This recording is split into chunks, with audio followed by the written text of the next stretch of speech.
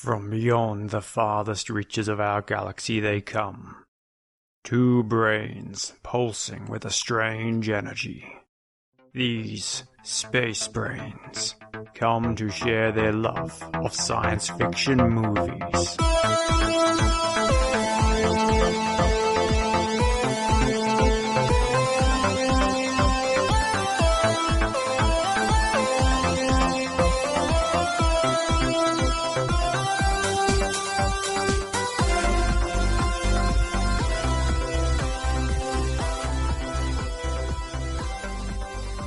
Hi, welcome to Space Brains, the show where we joy watch sci-fi movies and then tell you what was good and what was great.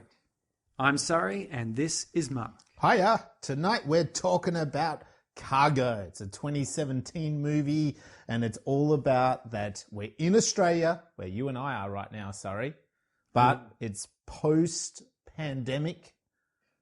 Is it a pandemic or is it a... You have to assume so. I think so. So it's after the coronavirus and it's spread all over Australia, and a father searches for someone willing to protect his baby daughter because he's infected.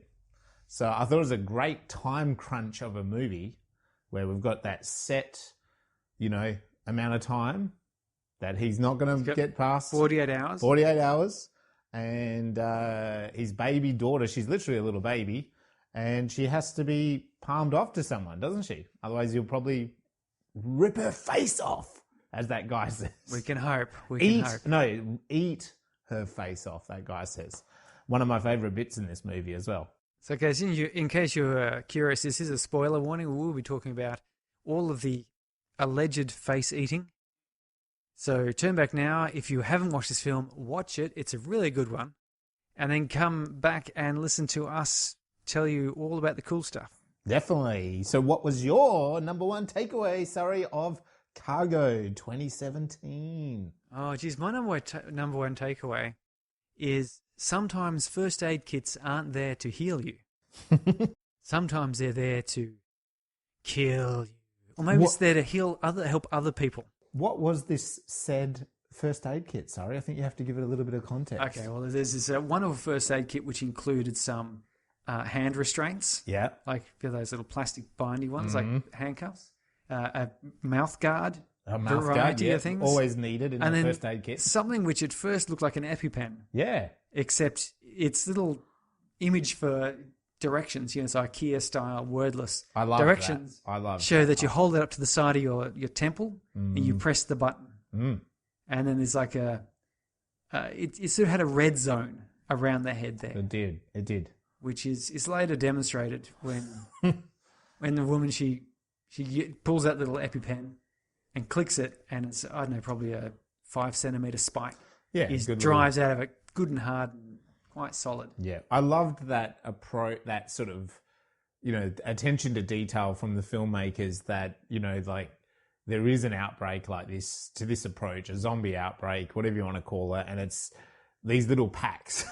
You could imagine them doing it, couldn't you? These were proper manufactured kits. These were like, good. professional manufactured kits. Obviously mass-produced, yeah, but they looked like a first aid box. They had a little instruction manual, and they came with all bits and pieces. And I think they did have some disinfectant and some bandages in there as well. Yeah, they were the boring bits. Yeah, they were the boring bits.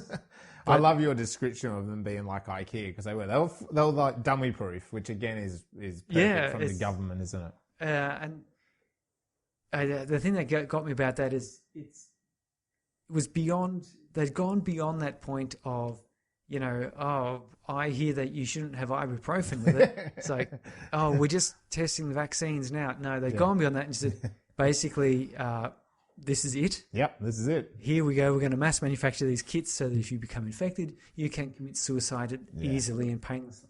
Yeah. You can handcuff yourself up and put in a mouth guard so that you don't hurt anyone in case you can't bring yourself to doing it. Definitely. There you go. And it brings a little smile to my face because we've been having all of these government press conferences because of the coronavirus. And couldn't you imagine like our Prime Minister like holding up one of those little first aid boxes and saying, look, these are perfect in the case of infection. We're going to distribute these nationally. Everyone will get one. Oh, and, gee. you know, if you notice a family member going through this, just follow the instruction.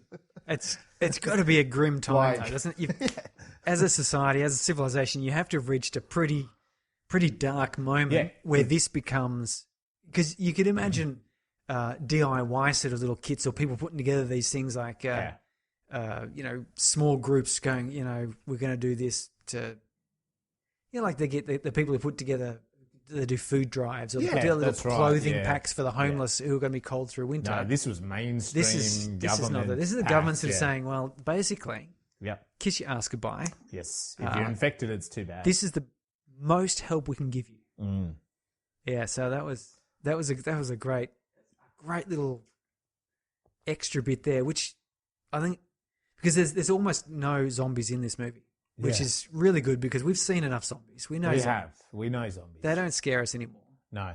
But this and we're out in the outback Australia. Like if you're going to be in a zombie apocalypse, that's got to be one of the safest places. Nobody lives in Australia. Yeah. Like you go into the middle of Sydney and Melbourne, there's millions of people. Yeah. Literally, Sydney's got 3-4 million people, the greater Sydney area. But you come out to Western Australia, whole Western Australia has a population of 1.5 million, maybe? Yeah. Maybe 1.2, somewhere in that region. And 1 million are in Perth, which means that between Perth and Alice Springs, there's like 5 people. A few more, but there's few and far between. If you were on foot, you could walk a day. You could be dropped in places where you could walk a day or more in any direction. Yes, and you would still be several days walk from anyone. Yeah, I mean, there's that. If you knew what direction exactly to go to meet that other person. There's that famous, old stock route that a lot of people forward drive on, and like when you do that, you have to have a. What's it called? Like one of those personal locator beacon things. Yeah. Because like, honestly, if you get lost on that track or your car breaks down, you might not see anyone for days or weeks or, and the road gets flooded and also it's so hot and dry. It's like extreme conditions, So there was a guy lost there over January this year, actually, and they thought he was dead because no one had heard from him for like 2 weeks. So, like that's the thing. So there is these, I agree with you, like, I liked, we've seen a lot of different zombie stories. And actually, even in Australia, there already is other zombie movies, of course. But I liked that this film kind of took us to the outback here in Australia again, but they didn't kind of work off the zombies. You're exactly right. Like the zombies in this story, we never actually get to really see them up close. We never really get to see them sharply focused with the camera. In fact, they're blurry in the distance. Through windows. They're through a cars. window. They cut when they get close. They're in smoke, with the indigenous people. So it's you never actually completely see, or they're even hidden, like literally they're down a hole. So they're there. The presence is there, but it's not overused that zombies are coming to get you, like we've seen. And I think it's like. I think you're probably right in that, we've had a massive show like The Walking Dead and we've had other shows and movies around. We're probably a little bit oversaturated with zombies that we don't necessarily have to see them, do we? But I think also the presence of those kits indicate that we're far into this. Yeah. Because it's been going for a while. You wouldn't be producing those kits at the first sign. No. Those kits would be produced as, like you're into the dark, the end times, where they're sort of going... What we can hope is that basically we distribute these kits to people and they'll do the right thing. And that's the only way that we're going to overcome this infection. Yeah. Sheer numbers of it. People just put themselves or their loved ones out. Which stops the infection. So by showing that at the start, it's sort of like, this is why you're not going to come across herds of zombies. Because these kits have been distributed. There was enough time for them to be made and specified and created. So... Yeah, and maybe it wasn't even the first time this virus hit. Perhaps it was the second wave. The first one, they sort of only just managed to survive, and the second flare-up started, and they just went, our experience shows the only way you can deal with this is basically give people the capacity to kill themselves and hope they use it responsibly. Yeah. So that's my takeaway. But so off this, is this a story of hope, a warning, or is it an experiment? Totally warning, dude. This is warning all the way. This is don't, be okay. And the reason for that, I think, is there's a very strong, and I didn't realize this film was going to have it because, again, I didn't know much about this film, but suddenly once you get into the depths of the bowels of the story here, it becomes more about, the way society currently operates versus, say, the traditional Indigenous culture in Australia, and that we've kind of lost our way a bit. And I think it's that sort of whole example of, Western man coming, taking over, and not looking after each other, and we've kind of separated our identity and we're separated from the land. It suddenly becomes this story, a very traditional story about Australian Indigenous culture and how rich that culture is, and that it's kind of the answer here to the zombie apocalypse. Well, I've got to say, I'll butt in here because I think one of the things that I really liked about this was there's a part towards the end where Toomey, I can't remember what she said or did, said something or other, and what was Freeman's character? Yeah, I don't think his name ever actually says in the film, but his name is Andy. Oh, no, he does say it a couple of times. Does he? Yeah. I must admit, a lot of the character names in this film, I when I was writing them down, I was just like, the wife, the husband, the cray-cray guy. Andy says... Tui, Indigenous girl. Where did you learn this? Was this... where does that come from? Yeah. And Toomey says, it comes from the old ways. Yeah. But we don't do them now. Yeah. Because they don't work. And then she says something along the lines of we do it differently now. Mm. Which to me, I was really sort of thinking this is they haven't. There's this recognition that you can't ever go back to the old. Going back to the old traditional ways is no better than staying with, as Andy says at the start when they're on the boat and they're having this discussion about food. They don't have enough food. And he says, no, we're going to stick with what we know. Mm. We've got to stick with what we know. Yeah, yeah. And then later on, you introduce, that we're told that the local Aboriginal population in this town have gone back to the land. Mm. But then Toomey indicates that, yes, but they're not really doing it like they used to. It's new. It's new, but they're mixing, I think they're mixing the two. Yeah, I like that idea that going back to the old traditions or sticking with what's currently around, neither of those is progress. Yeah. Both of those is either looking back to some calcified image, idealized image of what it used to be like. Yeah, yeah. Or sticking with some, consumer-based exploitation of the land and so forth, whereas they're looking to... They've successfully synthesized a new version that works with how the world is now, not trying to go back to the way it used to be, because they can't. Let's face it, Toomey and her parents, her dad, Willie, he had a work shirt on. Look, he must have been working the gas plant. Yeah. For this fracking extraction. So it's not like, there's a little scene of him teaching some of the traditional sort of bits and pieces. Like she says, it's like your mum, but he says it's like your mum's spaghetti. Yeah, yeah. Which is you're not expecting out in the outback an Aboriginal elder telling you about mum's spaghetti, No. But yeah, it's this new synthesis. It's like they've come up with a new thing, and they're moving into that, which is what is letting the people that are taking on this new mode of going good.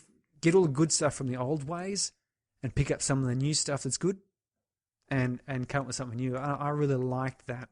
It wasn't because it's easy to sort of do that whole, the ancient ways are so rich and full and traditional. And yes, they're doing some of that, but they haven't cut off the possibility of doing things better as well. I agree with you, because even you think about the Indigenous people, yeah, they had paint, and look, I'm not an expert on it, but they paint their faces, which Tui says it keeps away the ghosts. They also like buried, their dead people in trees so they couldn't get disturbed. Their spirits couldn't get disturbed. So you're right, they're like mixing the two, and even when they did the smoking thing, they've got paint on, but then it was funny that like they've got like football jerseys. He's wearing a St Kilda jersey. He's wearing like St Kilda, and there was a Hawthorn jersey in there. And the clever man's wearing jeans. They're wearing like branded stuff.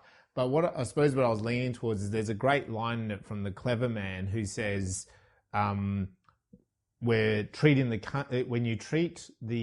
when you mistreat the country, meaning the land, you then end up sick yourself." Yeah, and that's what I was trying to get to. It wasn't necessarily meaning like, oh, indigenous culture is the solution, but what I just meant was like losing that touch of like mistreating. And I think the film didn't get too preachy on it, but yeah, like that cray guy who was Vic. I think called Vic. He wanted the gas because he's like, oh, when everything gets back, I will be the man on top with the gas, and he's probably right. Like that's the way we treat the land right now, isn't it? Like the mining companies and stuff, they're the ones that make the big money. He wanted to be the next Gina Reinhardt, didn't he? I could understand that, but that's what I mean. Like there was that probably more.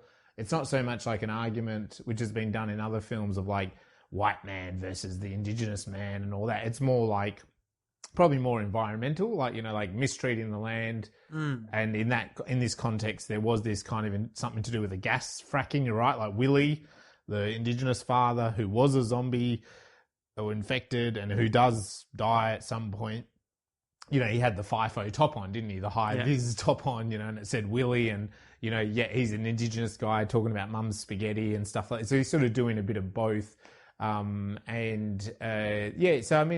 But anyway, I think that's what I wanted to get to is like why I say warning. I agree on that. I think like the film is sort of saying the not the preach. I don't feel this film is preachy, but I just feel like like they're trying to say mistreat the land versus what probably the indigenous people did way back. We've come along. We're if you just dig it up.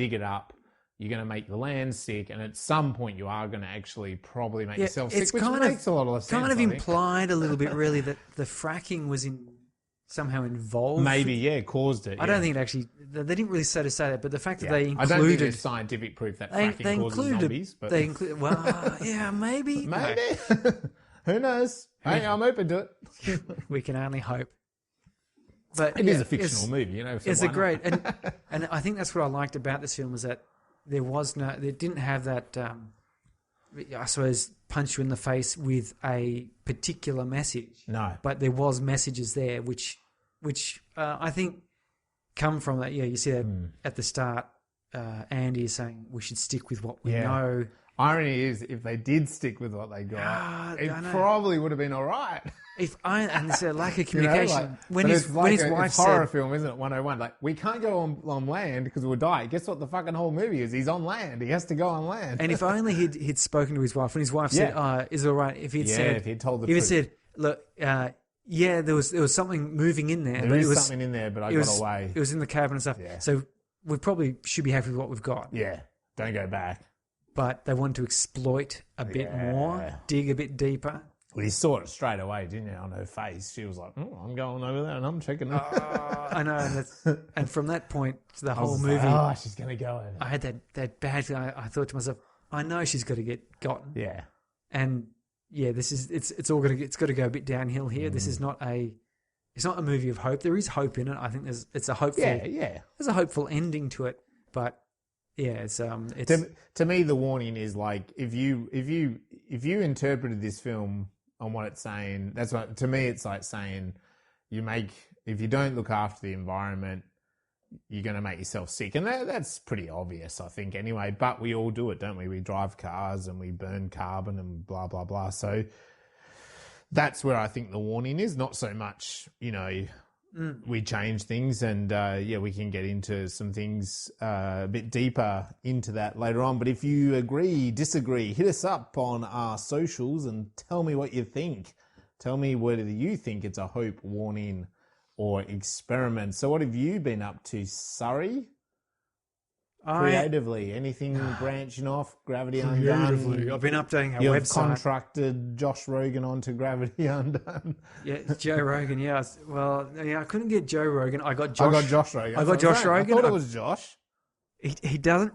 He's told me He's he never doesn't done a run a podcast podcast, but I'm pretty sure he's got to be the second most popular podcast. Yeah, I think so. Or the third, just after Joe Rogan. Yeah. Yeah. So the third podcast on the left podcast. Yeah, second to the last. Something like that. Yeah. Everyone's heard of it. I'm sure they have. Everyone has. Yeah. Subscribe to it. No. What have I been doing? Yeah. So a lot of that. Really. That's all, actually. Update your website. Updating the website, Good. going through my old stuff. Yeah. I've got a nice list here, my blue book of bits and pieces I've got to do. I've got to come up with some music and a little video and a couple other things. A website is my next to-do list anyway, so I'll be doing that. Just for me, like markregan.com.au. And that's the next big to-do list. Now so one thing I've done is my short film. It's on Film Freeway. It's ready to go. I did the press release. I've done the bio. I've done the director's statement. I've done photos. It's all good to go now. So it's just a matter of sort of picking those festivals, which is really cool. Sundance, Tropfest. Yeah, of course, all of those big ones. Cannes. Well, Tropfest I don't know what's happened to Tropfest. If you're out there and you actually know what's happened to Tropfest. Cargo was a short film that won Tropfest. There we go. Well, a prize in Tropfest. Yeah. But this year Tropfest didn't happen, and not because of Corona, because it's like first week in January or second week in January, but it just didn't happen this year, so I'm not too sure. No one was making films this past year. No. So anyway, but yeah, certain film festivals will definitely get entered into for the next 12 months and it'll be available online. But and then moving on to the next short, which the next short is a science fiction. Nice. Time travel. So yeah, I won't say any more, but that will be my next little short. You won't have not said any more in the future yesterday. No. So I'm not going to say any more about it at this point in time, but it's just a little short about time travel. Probably will be a little bit more general rated rather than the memory being really for adults, being a bit too graphic. So yeah, whereas this one, the sci-fi one I've got, it's a bit more, probably a bit more general consensus. I think my kids will be able to watch it. I haven't let the kids watch the memory. But yeah, the big job coming up is the website. Nice. So we should get into some details about Cargo. So, as you just mentioned, it was a short story. Yolanda Ramke, yeah. Ramke, you know her? Good friends from high school. She had written a short story, a short film, and made it. And as you just said, went into Tropfest, which is a huge festival based in Sydney. Happened for a long time now. One of the biggest short film festivals in the world. And it's also, so then she's turned it into this feature. Same title, same premise. And Ben Howling has come on board as a co-director. Yeah, so there was two of them on this one. Yeah, two directors. And two writers. She wrote the script. We have Martin Freeman. Martin Freeman. As I said last episode, for me the sci-fi connection is Hitchhiker's Guide to the Galaxy. Is he Arthur Dent or is he Marvin? I haven't seen Arthur. He's just the human. normal human. Yeah, Arthur Dent. Okay. Yeah. I've seen the original BBC TV series. Yeah. And read the books, but I haven't seen the new movie. I quite like the this new movie. I quite like this movie, but I hadn't seen, like you just said, all those other versions and stuff. So I was just like, the other places we know from the British Office with Ricky Gervais, of course, and also The Hobbit. The Hobbit, yeah, he's been in a whole heap. Yeah, he's a massive working actor. Yes. Obviously, The Hobbit probably being the big time, the big leagues, and the other really, we've got playing Toomey Simone Landers, and I think in the credits they say introducing, so that's probably her first. Yeah, I looked her up role to see if she's like in being TV show or something, but no, no, that's it. That's her first showing. Lorraine, who's the young mum who's sort of maybe kidnapped by the cray-cray guy, as I called him. Yeah. Vic. Is played by Karen Pistorius. And Vic... From Offspring here in Australia. Okay, it's not a show I watch, but... No, I don't know, but I had to find out where she's from. Okay. And Vic, who I've seen in a lot of stuff, or as I called him, the cray-cray man, Anthony Hayes, he's that real good-looking Aussie outback, bogan farmer. Yeah, he looks a bit rougher. A little bit overweight. Probably wouldn't want to meet him in a dodgy alley, or drives a truck and hangs out with young boys, in toilet blocks and stuff like that. That's, it runs my imagination. He's just perfect. Well, I'm sure he's a lovely guy. I'm sure he's been in a few TV shows. I think he's been in a lot of stuff, yeah. Yeah, he's been in a couple of Australian TV shows, series like that. Paradise Beach was his audience will know nothing, but yes. Well, I never watched it either, but that early I do know that. 2000s? I know that one. That's a guilty pleasure from many years ago. Yeah. Like there's sort of a whole run of these efforts to find out what the Australian sort of primetime drama would be, and Paradise Beach is one of those efforts. Before we got to those things like Offspring and Doctor and what's one of those other ones that's more recent? Okay, I really don't know. I'm not anyway, big on that. And then of course Susie Porter plays the mum. She's been in numerous. She's been in Aussie Offspring films. No, but I'm talking like films now. She's been on the films. Why do you keep going to TV? Jeez. Well, because this is where they'll come from, Australian TV, all these guys. They all work on it, and I'm sure Susie has as well, but she's been in there's 100 really good Aussie films that she's really been good. In. Yeah. And of course, the one and only David Gallipoli plays the clever man, who is just an awesome Indigenous actor. Yeah, he's been in quite a few things. Basically, if there's an Australian film that required an Aborigine, he was it. Now, if you're listening in the States to Space Brains, you probably would recognise him from Crocodile Dundee. He was in Crocodile Dundee. He plays the comedy Indigenous actor in there with the great line of coming up and creeping up on Paul Hogan and the female actress who Linda, that's it. Yeah, that's it. And he creeps up and then he's kind of and she's real, pretty much a racist joke, but she's kind of like, oh God, there's a black man in the bush. Surprise! And then it's like the total opposite. He's like, oh no, I'm from Sydney and I'm just out here because Dad's made me come out for the robbery. It's quite a good line in that film. It's a really good one. But yeah, I mean, that's if you're in the States listening to us, but he's been in pretty much every Australian film that's ever been made, I think. I had a quick look because I recognised him and went, geez, where do I know him from? Yeah. And so he was in that other guy, Vic, what's his name? Anthony Hayes. Anthony Hayes. I was going to call him Andy Hayes, but Anthony Hayes. He was in Rabbit Proof Fence as well. Yeah. Of which I believe Gallipoli. David Gallipoli. Gallipoli. I'm sorry. If he wants to call in and let us know some more of his background and the movies he's been in and what he likes. And he's West Australian, he is. right? Maybe he will. No, he's West Australian. But in Rabbit Proof Fence, he plays the tracker, and he's very creepy. He's also in a movie called The Tracker. And he's also in another movie called The Tracker. But yeah, in Rabbit Proof Fence by Philip Noyce, he's sort of like the white people use him to track the girls, and he's nice and creepy. But yeah, no, he's a great actor, that guy. So that covers all that. The plot, the opening image, a young boy runs through the outback Australia. We've got that classic big wide shot. It's a lovely drone shot. A young boy, Surrey. or is that? Well, I didn't know what it was. I think it was Tuvi, but I was just I wrote it down as a young boy, but it's a young girl. We don't get a close up. It's a really big long shot. Runs through the outback, and it's a nice red. She's young, and she's wearing a high-vis top. A red. No, she's got the red jacket with the white stripes, like an Adidas type thing. Anyway, let's argue about this another day. Yeah, we will. Cut to a boat. Middle-aged man, Martin Freeman. Is that his name? Martin Freeman? Martin. Yeah, got Marty, as we call him back in my A woman. So I didn't get the names because they didn't say each other's names to each other here. Susie Porter. And then a baby. They're on a houseboat. Rosie. Because they do say her name several times. The baby. Yes. he sees a balloon, which is a bit odd. Yeah, because And at there's first you're kids. thinking it's just like they're just taking a houseboat Yeah. along one of these rivers in the Kimberley. Yeah.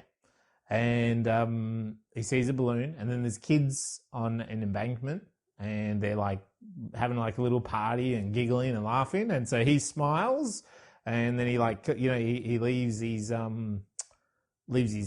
captain role of the houseboat, if that's what you call it, on Steps a out on his houseboat. I don't know. balcony. And he steps out and he kind of like smiles and nods, and the father of these children, kind of looks back and he's smiling away, old little hobbit Martin Freeman. And the man like literally shows that he's got a gun. Yeah, He's shows packing his a gun and sort of looks sternly at him. So and he's like, he gives us a real, yeah, doesn't he? Like, not again. yeah. So Andy pops back inside and sort of goes, "Oh, okay," and just continues on his way. And that's where you realise that this is not just a leisure cruise, because you've got to wonder at this point. And I was sort of wondering, is this before? Yeah. Everything's happened, and this movie is going to be sort of as a lot of these movies are, during the outbreak. Yeah. Turns out, no, it's not. And that's where you know it's not. Something is definitely wrong, already very wrong. Yeah. Yeah, it's a bit wrong to sort of see a party beside the river. Like, for those of you who don't know, like, the only population up in that region of, I assume they're up in North and West Australia. It certainly looks that way. The only population, it could be Northern Territory, Yeah, I know, but the only population up that way are either the little like towns with that sort of service of farmsteads type of thing, but like literally maybe 4 houses type of thing and like a little school or something. And you're not in suburbia. mining camps, and they're not in a mining camp. No. So to see a couple having like a party with kids, it'd be like going through the middle of Arizona desert if you're in stateside and in Death Valley, and there's like a little party going on there. This is peculiar. Odd, yes. So the boat's parked. It's night, and he fishes out one of these great little emergency first aid. Yeah, there's a whole bunch of them there. There's a whole bunch of them. I thought they were the EPIRB, the emergency beacons at first, and then he pulled it out, and it sort of looked like a first aid kit. And at that point, you don't really know anything else because he has the thing. It looks like an EpiPen, and there's a bandage and stuff. He goes, he looks through it. Kind of like looks through it, yeah. Yeah. And they kind of then have Kate and him have a bit of an argument about she wants to go to shore and walk it to a town or to get somewhere. to town, yeah. And he wants to stay on the boat and get to this military base. Like he's got a map. He's like, "There's this. We might as well just keep going the river. The river's been good to us. Stick with what we know. Stick with what we know." Her argument is like a really good line, which is, we're running out of food for the baby.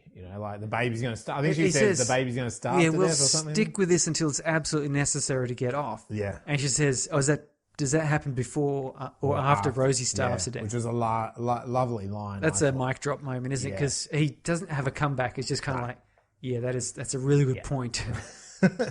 Because it's always like, The Walking Dead did the same thing when Rick did end up having his baby. It's like this world is pretty fucked up, and then you have a baby. Like a baby can't shut up when the zombies are around, so it's a noise attracted to them. You've got to feed it like randomly, like and it strange cries. things. You can't just feed it any old thing. No, because it'll like choke to death. and it can't kind of, if it's hungry, it's going to scream. Yeah. Like it's just going to scream. So you kind of got to keep it fed. So it's not a great thing to have in a zombie apocalypse. It's probably the worst thing ever to have. So we cut then to this Indigenous girl eating bush tucker, and she's kind of like foraging, and she has a fake television. Yes, I like She has that. a stone which she's drawn like a picture onto, and a remote control on another thing, and she kind of like changes the channel, and that's it. And then we cut back to Freeman. Yeah. I'm not going to remember his name tonight, am I? Andy. We cut back to Andy, and he sees this wrecked boat, and so he goes aboard very cautiously. He's got a special little fishing rod with a mirror in it. He looks down into the boat, but looks all good. Hops down. It's flooded. He's kind of scavenging, and he finds some food. So he starts shoving that food into an esky, finds a bottle of wine. Oh, lovely bottle of bloody wine. good find, isn't it? Finding, tins of food.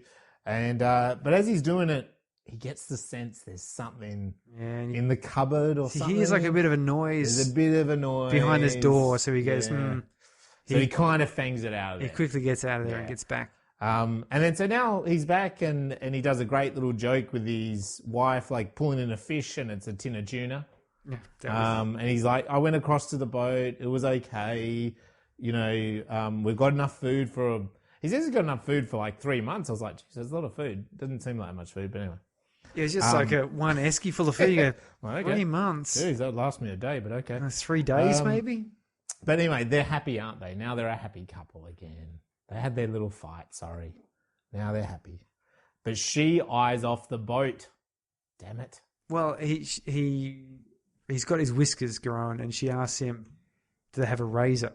Yeah. And he goes, oh, no, this is rugged. And they have a bit of a joke about it. A bit of a happy joke. But she eyes off the boat, and I was like, oh, God, don't go across there for a razor. But it's good because in the writing, they write it up that she's making this mobile, isn't she, out of the fishing hooks and stuff, which we need to talk about because it keeps reappearing actually in the film. But she's making this thing, and of course in the toolkit, as she's kind of pulling out the little things to make this mobile, the bottle of wine's there and it's wrapped up and it says happy anniversary. Yeah. So then she like really looks at the boat. So they've given her a bit more of a oomph. Yeah, she wants to get a prayers. He's gone to all the effort. He's brought back a bottle of wine. He's also told her that the boat's safe.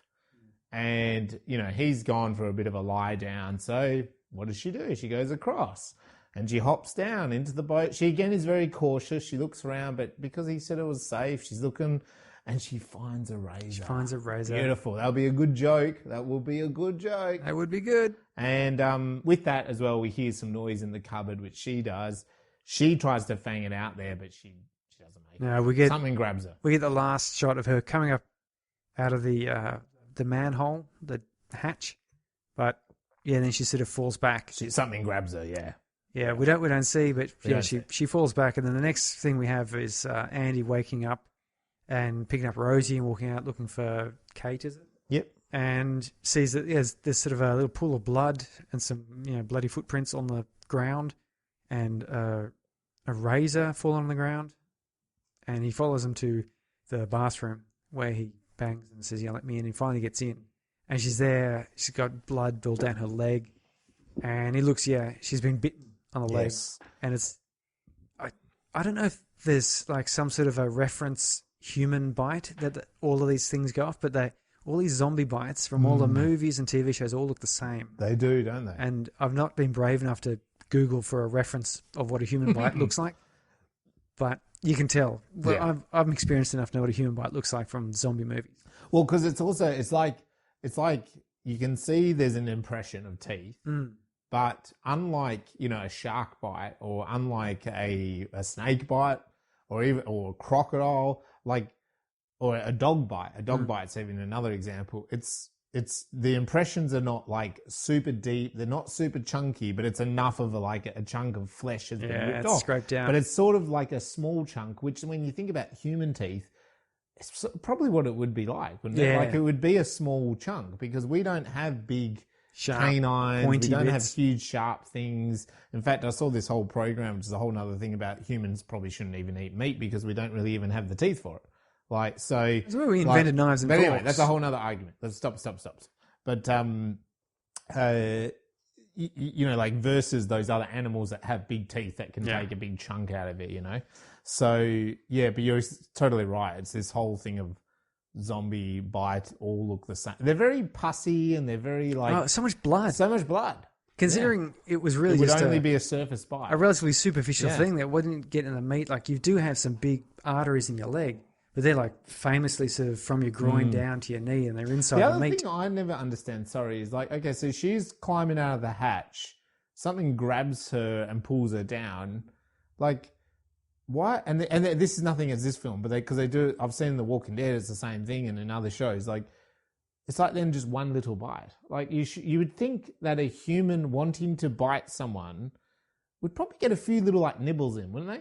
Yeah, you think, and claw marks. And, And there'd be like scratches and... But anyway, she's bleeding badly, and it's tense because they know what this means. Yeah, and she sets the timer. Yeah, she pulls out like what looks like a little smartwatch thing on her wrist and presses the button. I thought, oh, that's convenient. She must have had that set up beforehand. But no, that's what's in the kit box. Yeah, little 48-hour timer. Little Garmin watch thing. Yeah, little 48-hour timer basically. Yeah. Which had it also had like a little gauge on the bottom from green through yellow to red with a little arrow that moved along. So that again is quite grim that someone thought of this kit and they went, well, put in a little timer so you can put it on and press it. And you can reset it. You hold it down to reset it. And it's very clinical. Back. Yeah, it's very just clinical. And it makes a lot of sense because if you know it's basically 48 hours, it's like with Corona, for example, I sort of say, if you don't get sick in 2 weeks, then you probably didn't get it. Yep. So because they know that the vast majority between 5 and 10 days outside is like 14 sort of days. So this would be the case of like 48 hours would be their you're either a zombie mid-range. Or you're not. The mid-range there, 48. If you exceed 48, you might get a little bit past 48, but not much. Yeah. That would sort of be it. So they have a discussion, and she says, "Oh, look, if it," he convinces her, "No, we should make use of. You've only got 3 hours before you bleed out. Yeah. So we should make use of what time we do have, which I think is a very sensible thing because I think so too. Not only is it emotional support for him, but it's also physical support with the baby and things. Two of them working together would be a lot better. Yeah, of course. And they pack up and they get off onto it's always one of those things as well. Like I've got a wife, you've got a wife. Like, I think you would try to do, you wouldn't necessarily like, oh, but the government says stab you in the head. like I don't think that would be, and sometimes you would kind of hold that optimistic I think you attitude would, of like, because well, maybe it didn't bite you deep enough. And also like, what if it didn't bite you and that's like you ripped your leg on the boat or something, Maybe it just dragged you through some. I don't know what the bite looks like, and I don't know. Maybe he did bite you, but you're just going to be the one that doesn't get infected. It happens because we do this because people get cancer and we go, but you can fight the cancer. You don't always just say that's it. You fight on. Well, you do hear like when you have. If you're talking about an infection... Sorry, honey. if you're talking about any sort of infection or disease or accident... Yeah. There's such outliers. And with 7 billion people in the world... That's right.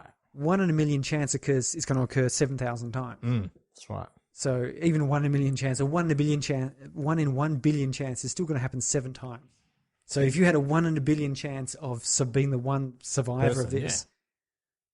you may as well wait. And I think that's why they had the timer, so that you could, because everyone would be like, well, let's get the most out of this time. Yeah, that's right. Either I will help you as much as I can before I have to go. Yeah.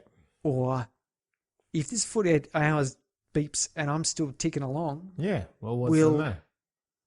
Maybe we're good. You never know. Maybe it's not time for a new wife yet, buddy. Bled enough. So anyway, they head off inland, which is, as he said, we'll stick with we'll stick with what we know, and we'll only do that if absolutely necessary.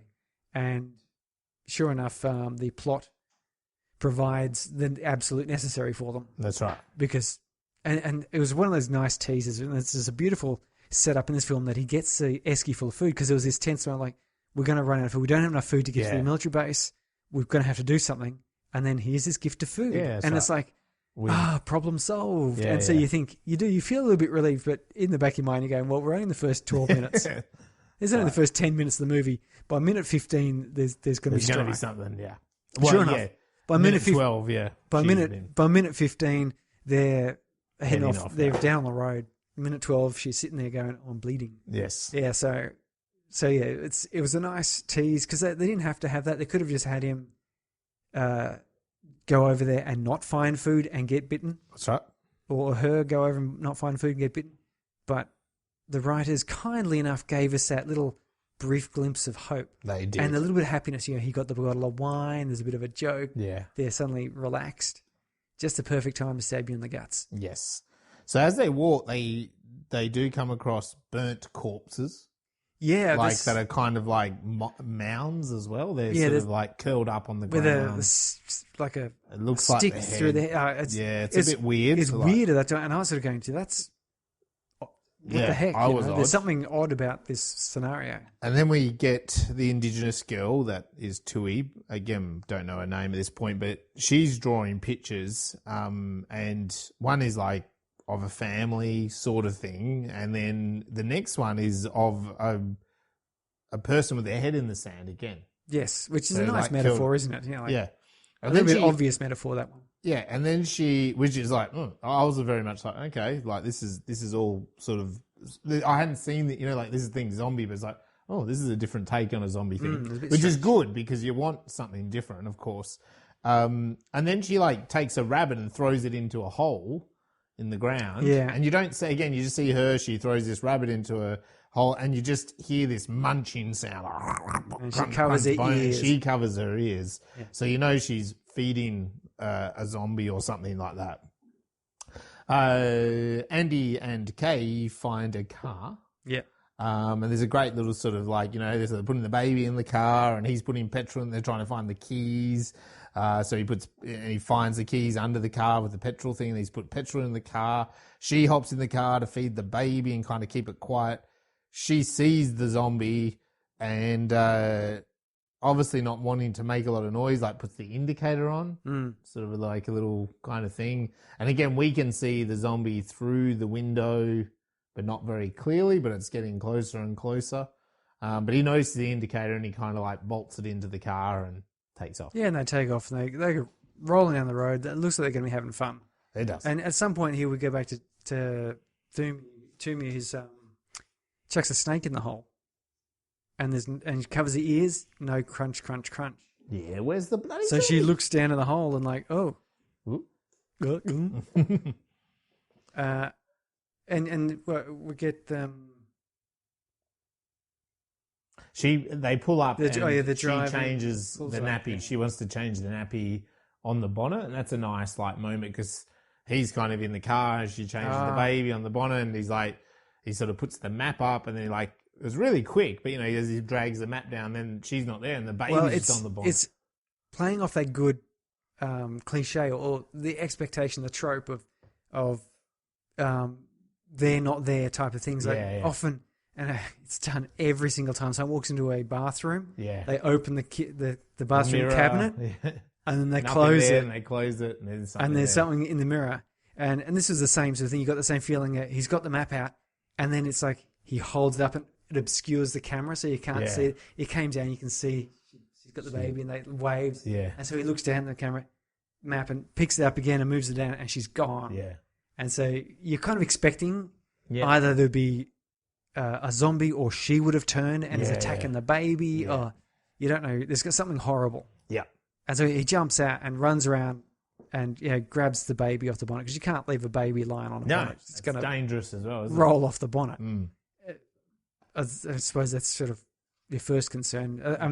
I'm still close enough to having a baby. Yeah, that's right. That I see that and go, oh my God, you can't do it. You can't leave a baby. It's just going to roll. You've always got to have one hand on the baby. I know. And because they're little bastards. And, but poor old Kate's on the floor having a bit of a fit. Yeah. And there's like nasty goop coming out of her mouth. Yeah. And there's a good transition there because it goes from that, and then also in the next, like the goo that she's flowing out, and then in the next moment she wakes up as they're driving, and her wound is like turning into this like yellow gooey stuff. Like it's not just blood; it's snotty, slimy. Yeah, and that's a nice. So it's even like the shit she spat out of her mouth was. It wasn't quite blood, like it was blood, but it was like bloody, and it had a bit of a lighter tinge to it. It's like a nice rosé, actually. Sorry, love that. But and that's what I liked, like that and the goo, and later as well in a few the next sort of scene as well, like the stuff that comes around her eyes and stuff. Yeah, because there's suddenly like a guy on the road. Yeah, they have a bit of chat, and there's suddenly a guy on the road. He's got a high-vis shirt on, so yes. He gets seen, which is the purpose of this shirt. And something in his mouth, like you get a quick flash of this guy, and he's standing in the middle of the road. He's got something in his mouth, and so Andy swerves the car and, of course, crashes. It's an older style car which doesn't Yeah. have the electronic stability program. It doesn't. This is the exact scenario that they've made for us, a sudden swerve on a highway. It's a good advertisement. But there's a crashing sound. It happens off camera. Yep. And we know something bad has happened. Toomey whistles Dad away because we find that's like, Willie, he's got a stick in his mouth tied on, and we see through the back inside the car. We're looking at old Andy is dazed as a mother lover, and through the back we hear the whistle, and this figure that was on the road staggers off to the side. Staggers away, yeah. So, and then Andy passes out. Yeah. Well, he's come to enough, I think. He first comes to and Kay's like, he sees that she's bleeding and she's got this branch. And then he passes out, right? And then when he wakes up, she's got goo all over her face. So it's like the impact has happened. He looks over and he realizes that she has this branch in her gut. So not only is she dying because of the zombie thing, but she's kind of, she's actually now got this branch. So she's going to die much quicker. And then he passes out. And then when he wakes, he's really sort of dazed. And then when he looks across, she's actually got this stuff all over her face, that gooey... Yeah, she's written in blood, "Save her." Save her, yeah. Which is I nearly teared up at that. I know. So then so obviously he's been passed out for a little while, and then with that she wakes up, and he's trying to like get the baby, and he's kind of attacked, but it kind of looks like he defends himself off, and then he's out of the car. And this to me is a really nice shot, because this is a little bit more going right back in cinema, where we have this kind of like wide shot of him like taking a breath, and he puts the baby down. The baby's all, taken up like maybe 50% or 60% of the photo, looking our way, and he kind of like comforts the baby for a moment, and he's taking his breath, and then you see him walk off, and he like disappears in focus, and he's gone up to the car, and he of course like pulls out that great little first aid pulls out machine, but you can't see it really. Like it's all out of focus, and and he kills it. Pretty much all of that action happens off screen. Like the car crash happened off screen. Yeah. Toomey feeding her dad happens off screen. Yeah. Very little, of the violence or blood or anything like that happens. Yeah, it's a clever way. Yeah. It's a little bit more old school in that sort of way of showing things. Because that's not the impact that they're going for. No. The impact. It worked well because was when Andy came back. Yeah. And he sort of slouched down against a car or something, and he's just like overwhelmed. Yeah. Well, you can see all that. That's what I'm saying. Like the baby's in shot, he's behind, out of focus. So your brain fills it in. Yeah. They don't need to show it to us. And you don't need to be shown visual horror to know that he's just suffered some terrible trauma. He's just stabbed his wife in the head. Like this is the thing. Like every man's dream. Am I right? Your dream. Am I right? No. No, please. No. Don't worry. My wife doesn't listen to these shows. Your wife is staring at me through the window. Oh, what's that thumb across the throat gesture she's doing? But it's a way of saying it's trauma without, it's kind of a win-win, because you got this baby, like we're all like, oh, the baby, and then he's just had to go kill the baby's mum, and it's his wife, and there's an emotional beat there. You don't need to see him stab her in the head, you like literally in clarity in 4K, like up close. You don't need to see it. And I know there's teenage boys out there going, no, I want to see it. But like, you just don't There's need other to see films it. for that. Yeah, there is. And then he comes back and picks up the baby, and we've got a very touching thing. We've got the mobile with the fishes, and he has a little perfume that he uses. He sprays a bit. Yeah, that was really nice, and wasn't it? Very cute. That is very true, because there's a definite the pheromones smells of mum, that people have for that are comforting and that know each other.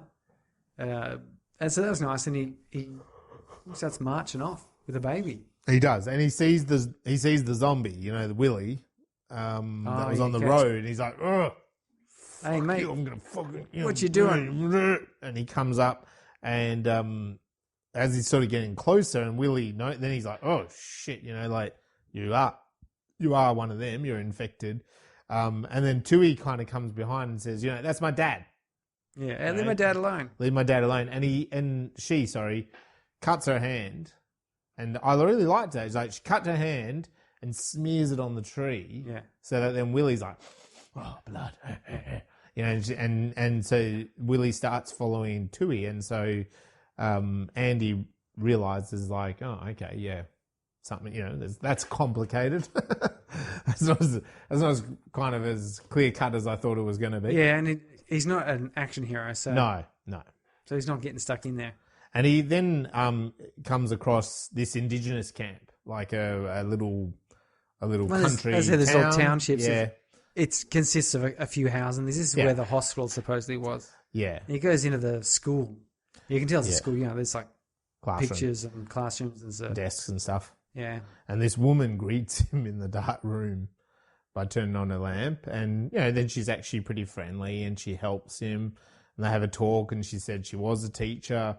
But all the students are gone. She's basically teaching just Indigenous. All of them are gone. And he's like, "Oh, I'm sorry, they're all dead." And she's like, "No, they've all just gone back to their land." Yeah, they've gone off and they're doing much better out there. And they're actually surviving. But then he thinks about, he's like, "Do we like her to Rosie?" And he's talking to her like, like, "I'm going to hand." Oh, we missed the point. He's been bitten. Yeah, he's been bitten, and she cleans him up. Yeah. And puts a bandage on him and that sort of thing. So we do find it. Definitely, he's definitely been bitten. He puts the timer on. Yeah, he does the whole thing, and then he's talking to Rosie about should we leave? Should I leave you here with her, with this woman? And I didn't quite get this bit. Sorry, I don't know. She's dying of cancer. Yeah, brain cancer. Yeah, brain cancer. Yeah, because that's what I thought. She takes a wig off. Yeah, and so she's got a big scar. She's got a big scar inside her head, and she's taken some pills. Right. And then she has a bit of a cough. So, yeah, you got to think that the reason she's stayed behind there and she's kind of a bit easygoing about everything is that she's probably dying anyway. She's, without proper hospital and medical attention, she doesn't have a chance anyway. That's right. So, and they go from that to the Indigenous and they're burning the land. Yeah, they got that little fire and they're sort of, don't really know what they're doing. They're just sort of doing these little burning things. You hear them, and there's little patches of fire and stuff. And this is where Tui has a flashback of her father, in the spaghetti which you mentioned, like your mum's spaghetti. You used to get this from animals. I think it was red string. They were you're tying up spear points or something funny. Yeah. And that's where what I was talking about before. The clever man comes by and he says, "This country is sick. We get sick too." Yeah. So that's, to me, that was a bit like, oh, okay, yeah, I get this. And then Andy then is sort of in the middle of the night. He has a fit too, like Kate did with the bonnet on the car. So it's one of those nice little writing tactics, isn't it, that we saw what happened to Kate. That happened really fast, but we saw her degenerate so quickly, and then now it's happening to Andy. So he's heading down the same path. Yes. And he spits out blood and all that sort of stuff. That little weird coloured goop. And so the next morning he wakes up, he's much refreshed, he's been looked after by the woman. And the irony here is that she suggests he should go to this really nice Indigenous man, shows him the photo, and it's Willie. Yeah. And he's like, yeah, we already bumped into Willie. And of course he knows that he's already dead, which is sort of like, ugh. So there's not much hope there in the story, is it? Not so much. No. And then he comes across, so he sets it off with Rosie, they're walking. I liked in this film how the baby was, in that backpack. I thought that was pretty cool. It was kind of like it was a cool little, it was quite high up, but it seemed very supportive and it was kind of cool. I liked that. Well, it's sort of important because if and I know you have carried babies into those other slings and harnesses. Oh, yeah. And they break your back. They do. So they're great for little short jaunts. Yes. Little tiny babies. But we had like a proper hiking pack like that. Yeah. So it has aluminium frame with a webbing. Yeah. The This baby one sort looks of, like a good one, but this looks the very supportive. baby sort of sat up high. And Yeah. it was quite good. Oh, well, this one was good because I got from my brother. I wouldn't have paid that much for it, but my brother, he's sensible and he buys good quality things. Just to be honest, it is sensible to buy good quality if you can manage it. Yes. But it's nice to see that they had this here, which It was just a nice touch. Sorry, all the parents watching it would be going, I know. yeah, you'd need something like that. Like The boring parent in me is like, that's a really good backpack. Yeah. That's really supportive. That looks like it's really good for both of them. Yeah, because a number of times I've carried my kids around and, after about 20 minutes, half an hour, I had to see the shoulders chiro. are aching. Anyway, that's just a little side note. So I guess that's where my parent brain is now, unfortunately. So he's walking with her and he comes across this good old abandoned house, which I think the impression I was getting was this is where the military base should have roughly been or something. Yeah, it must have been getting pretty close. Yeah, he's getting close to this military base, but it's looking pretty bleak. He comes across this old abandoned thing, which again, I think if you're watching this maybe from America, if you're an American or European, you might go, wow, that's really it's run down because of the apocalypse. No, that's just the Australian outback. It would look like that. I don't think there's anything different. That was filmed on location. That was just literally they've come across this cool old house. But then as he's going through that, suddenly he's spotting these people with their heads in the sand, including a couple of soldiers. Yeah, the military. So a couple of military guys. So it's kind of, again, pretty bleak that maybe there is a military base nearby, but it's overrun, which again can be very common in zombie stories.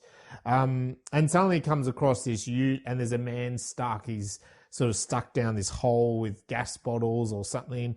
And he says a really great line. He says, "You save me and I'll save you." Yeah. And so he kind of throws him his car keys, and there's a moment there where you can tell Andy probably thinks, should I just take off? Oh, and Vic says, "Don't you fuck me." I don't think he was thinking about fucking him, but it's a different context, I suppose. Sorry for you. But Vic sat a bit rough around the edges. He's rough around the edges. That's what they were indicating there. Yeah. And he's a good shot. Yeah. So with his gun. So which I quite liked actually, and they play off the gun thing a little bit just with Vic. But anyway, so he does, and then they're sort of back at Vic's place, and suddenly there's this young woman, and he gives her pearls. Well, he says, my missus would love to have the kid around. Yeah. And I think it was just giving additional motivation for Andy to not leave him there. Yeah. I take you back, and my missus, presumably you're thinking his wife, yeah, would love to have a kid around, which Andy is sort of, you got to think Andy would be going, hey, this is worth investigating. Yeah, because there's a woman. I've got 36 hours or something left in me at best. And pretty much that's the principal point of the film, isn't it? Is he's searching for someone to look after the baby. His precious cargo. Yeah. Anyway, so they do go back to Vic's place, and it's kind of a couple of sea containers, but it's in a secure fence in a quarry or something. And there is a young woman, much younger than him, really, and he gives her pearls, and it just seems to be extremely tense between them. Yeah, she's not all that interested. She doesn't seem that interested in him. Seems like she's putting up with him a little bit. And in fact, when he then walks away, she sort of dumps these pearls. And then Vic says, you got to come and earn your keep, and leaves the baby with the missus. Yeah, that's fine. So they go off, and Andy gives us a good old time check. He's gone 27 hours is left now, so it's counting down. And this is quite a nice scene. Like he takes him to this place. It looked like to me when again we're sort of far away. It's like a cage full of zombies, or there's some sort of cage, and there's all zombies all around. There's all these zombies, and he basically gives him a gun and teaches him how to shoot a gun. And Andy's really not confident. And again, I quite liked that, because in so many of these movies, people pick up guns and they're doing headshots straight off the bat. Bam, bam, gun on the side and all this sort of stuff. And he really does teach him about the follow back of a gun and stuff. But then anyway, and he's like, we're going to keep shooting them until they're all dead, all the zombies. So they fire away, and then they go up to the cage, and this is where Tui, the indigenous girl, is actually in the cage. Yeah, chained up in the cage. Chained up in the cage. And so obviously that's like and I think you might even say you need bait, for them. So he's using her as sort of bait. And he's clearly not impressed with this, but he's kind of... No, but he... Well, there's not much to do because Vic is a bit of a rough nut. And he's got a gun. And he's already shown that he's willing to lock someone in a cage to use as bait. It's a good moral dilemma, isn't it? Because it's like, are you a hero in that moment, or do you wait for a better moment, or what do you do? And it's clearly been indicated that he's not an action hero. He's not gung ho. He's not someone who goes right. Okay. He'd rather stick to the plan. Yeah, stick to what he knows, and So he and to be fair, Tui was in a cage. So wasn't actually being eaten. But... No. And he also, Vic explains that, because he sort of takes all the jewelry off all the zombies and he's like, anything of value. And he sort of indicates that, what I said earlier, that, he says, like, when things return to normal, there'll be a need for this kind of stuff again, and I want to be on top when it kind of comes back around. Well, you hear that people talking about that now. When things go back to normal, and again, you're sort of thinking, first of all, do you want things? Should things go back to normal? Was normal a good place, or is this an opportunity for some sort of a change? Yeah. And again, I think the film's debating it a little bit. Like it's not saying it should go back to normal. It's not saying it should change, but it's just kind of like when things go back to normal, I'll be on top. Everyone will come to me, and I was sort of thinking to myself, why? But you also do you really want someone like that on top? Because it reminds you of who's maybe on top now, that's the whole thing. That's his main concern is gathering watches and jewellery of dead people so that when things supposedly go back to...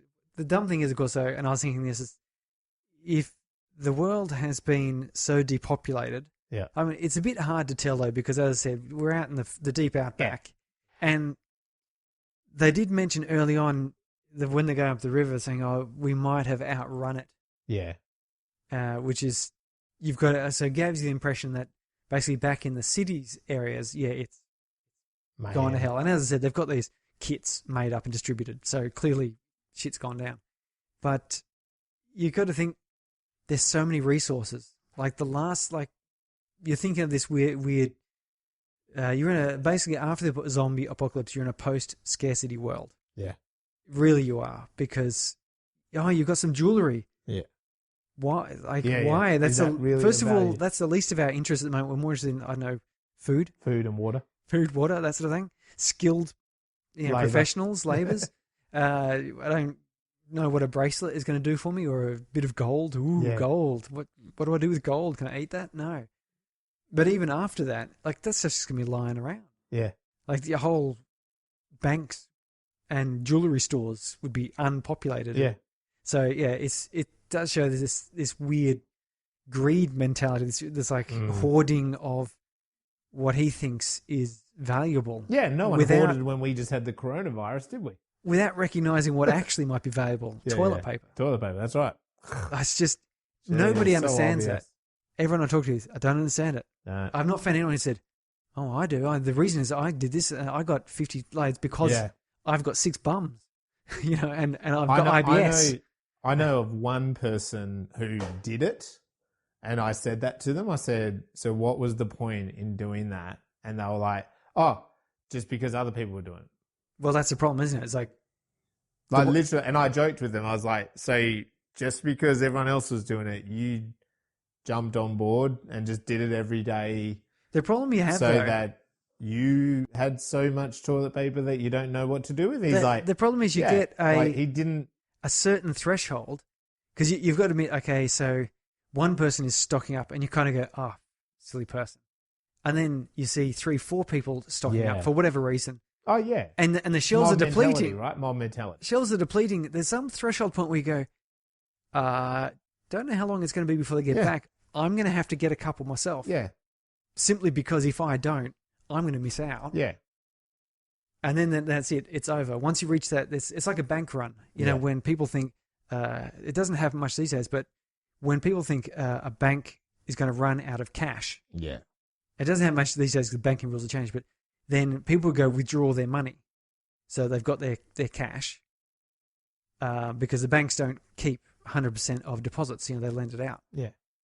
But the problem is that if enough people go in and withdraw their cash just in case the bank runs out of cash, the bank runs out of cash. And if you weren't one of the people who first of all withdrew all of your cash, then you have nothing. You have no cash, yeah. Yeah. And so it's kind of that same sort of thing, is that you see the first person withdraw on the cash, you can think, definitely. what a fool. But by you see the 10th or the 20th person, you're going, okay, I've got to do it too. Yeah. Otherwise, I'm the one who misses out. Yeah. And yeah. But this guy here, he's hoarding trinkets. Yes. And likewise, and gas. Like, gas requires enormous industrial processes to be operating, and a great skilled workforce of engineers and everything, scientists and so forth, as the support foundation before you can even bother worrying about piping gas places. I think Vic could sort it out. Sorry. Yeah. He used to work in some capacity at the mine site. Yeah, he didn't seem that clever, so... Yeah. But yeah, it's weird, isn't it? It's a total weird sort of... But he was that demonstration of that social tendency. Of that old... trinket harvesting yeah. at the expense of other people. When... And again, you're going, well, the things... Okay, so you're expending other people. It's not like you're even doing something valuable with that. Mm. You're not like fencing off arable land for farming or... Yeah, that's right. Or helping people. You're just taking trinkets. So anyway, we cut to Karen Pistorius, or Lorraine, the wife, the missus, and she's kind of cuddling Rosie, and then she notices the goo on the baby. Yes. And she kind of, it's gooey, it's all gooey. Yeah. Which is pretty much a reaction to any baby, as another father would say. They're just pooey nappy, isn't it? Just wipe it off. They emit all sorts of weird shit everywhere out of all their orifices, comes out all 24/7. 24 hours a day, doesn't it? Sorry, you remember? At the least opportune moment. Oh, God, it comes out of every bloody thing you can find it in. Or they get to something that is just disgusting and they put it everywhere. And then we go back to Vic and Andy, and they've got the old Indigenous Clever Man. Clever Man in his cage, yeah. And he has a good rant with him as well. Like, oh, you're going to take my land? Yeah, you take my gas. This take my gas. This is mine. I wanted all of this. You're going to fuck with me. I'm going to fuck with you. Yeah, that's right. And so he sort of pours all this blood around the place and turns on the music. Obviously attracting the and thing. then taunts him with a little dance. Yeah, he does a little sort of like gyration, I think, in there. And then in the middle of the night, Andy puts Rosie to bed and stuff, and then he kind of has one of those convulsion fits as well. Lorraine says, and I cleaned her up. So Lorraine says, look, I know. I think she's figured out that he's trying to find somewhere for his baby. Yeah. So he has a convulsion, but gets through it, and then he goes out to these big concrete tunnels, and he's got the little government EpiPen thing, and he tries to kill himself, but he can't. Like no. he does, but he doesn't. It's always one of those good character traits, isn't it? It's like, can you kill yourself? He can't. And Lorraine interrupts him, holding Rosie, and says, we've got to kind of like, let's get out of here together. Yeah. Well, she indicates we can't. Yes, I can look after your baby, but I can't here. Here's not safe. Vic. Here's not safe. And then Vic turns up. Doesn't he? Like, what a pig. pig. Trying to take my missus? Trying to take my missus? No, she's No. not your missus. Like, crazy. But anyway. She's so out of your league. Yeah. Obviously. Smacks old Andy in the face with a gun, knocks him out. And where does he wake up? He wakes up in a cage. In a bloody cage. In the cage with Tumi. and they're like, well, this would have a moment. Have a moment where she doesn't trust him, but they talk through it, and she wants to get to the Clever Man, and he's like, all right. And I think this is really cool. The zombies are descending, and they sort of tie together all the blood and guts and throw it out like a fishing line. Yeah. And it kind of, when the zombies grab it, it kind of pulls the cage over a bit, doesn't it? Yeah, it opens opens the lever. The heavy door. Yeah, because they're kind of all ripping out. And then, of course, Andy quickly scoots out. But Toomey wasn't ready to do that. No. But So they're connected by bracelets, by a big heavy chain. Yeah. And so he's on the outside and she's on the inside, and he sort of So neither of them are in a good position, are they? You know. Yeah, a little bit concerned. But he says, next time they pull out your pop. And she gets out and they run off, which is nice. It's a really nice little bit. And she sort of takes him to a cave or something she knows about. And no, not yet. Then they go to they go back. Oh, they go to the clever man, for Lorraine, and they go back to get the Lorraine and the baby. Oh, that's because they got to get the keys, of course. Yeah, I watched this just this afternoon, and I can't remember the timeline. So they go there, and Lorraine's good. She's good to go. She's got Rosie. They kind of like get out, creeping. Vic's sleeping. Gets the keys, and it's one of those moments, isn't it? Picking up the keys, and there's a bit of creaks and cracking, but it's all good. And they kind of like clamber out of the house, and they're just getting out beyond the car when Vic comes out, you're stealing my woman again, sort of stuff. And then they've got to like start running for the gate. And he's got his gun, so he like picks it up. And Lorraine, she hesitates, doesn't she? And then she like, no, she signals to kind of try to stop Vic, but he fires at the same time. Yeah, shoots too late. And of course shoots her, which devastates him. And so he kind of runs down and grabs Lorraine, and they do escape. Yeah. And you're right. So they hide in the cave, and they look for they hide in the cave, and Vic rocks up as well, and he's like, "Oh, you bloody!" And he says some great lines in that moment. Like where you hand over the black bitch, and I'll let you go. And what's the other? I'll think about not killing you. Yeah. I'll think about. And he says, maybe I'll just wait around until you turn and eat each other's face off. Eat their face off. Eat your daughter's face off. But none of that gets them out, does it? So then he kind of like... No, it's strange that it was really good convincing and negotiation. I would have immediately walked out. Yeah, and the babies, and anyway, so then he takes off.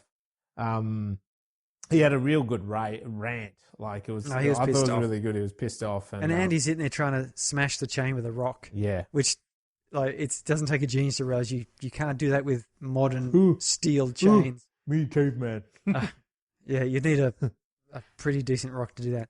But of course, Toomey sort of hands him the keys. Yeah. To which he realizes perhaps he should have tried that first. Yes. And they unlock themselves. That's just nice.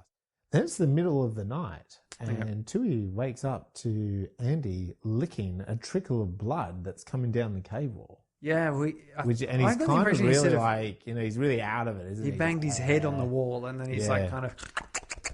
I don't know. But you get this impression because then I think later in the plot when they're walking, and he notices her blood, it's almost like the blood starts to make them animalistic. You know what I mean? It sort of really overtakes them, drawn to the blood.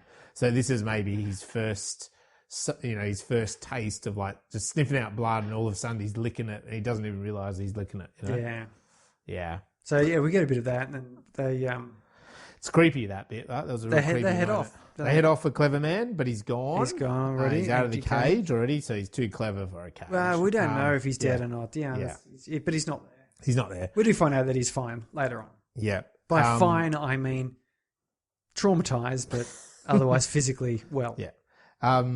Tui discovers her father, and he's been killed. Yeah, by mum. And he's up in the trees. Which is quite nice, And this is a moment that I only know because of previous stuff. And in fact, we mentioned Rabbit Proof Fence. They do it in that. Like, Tui starts to do this mourning thing where she whacks herself on the head with a stone, which is a mourning thing. They do it in mourning and afternoon and evening. Yeah.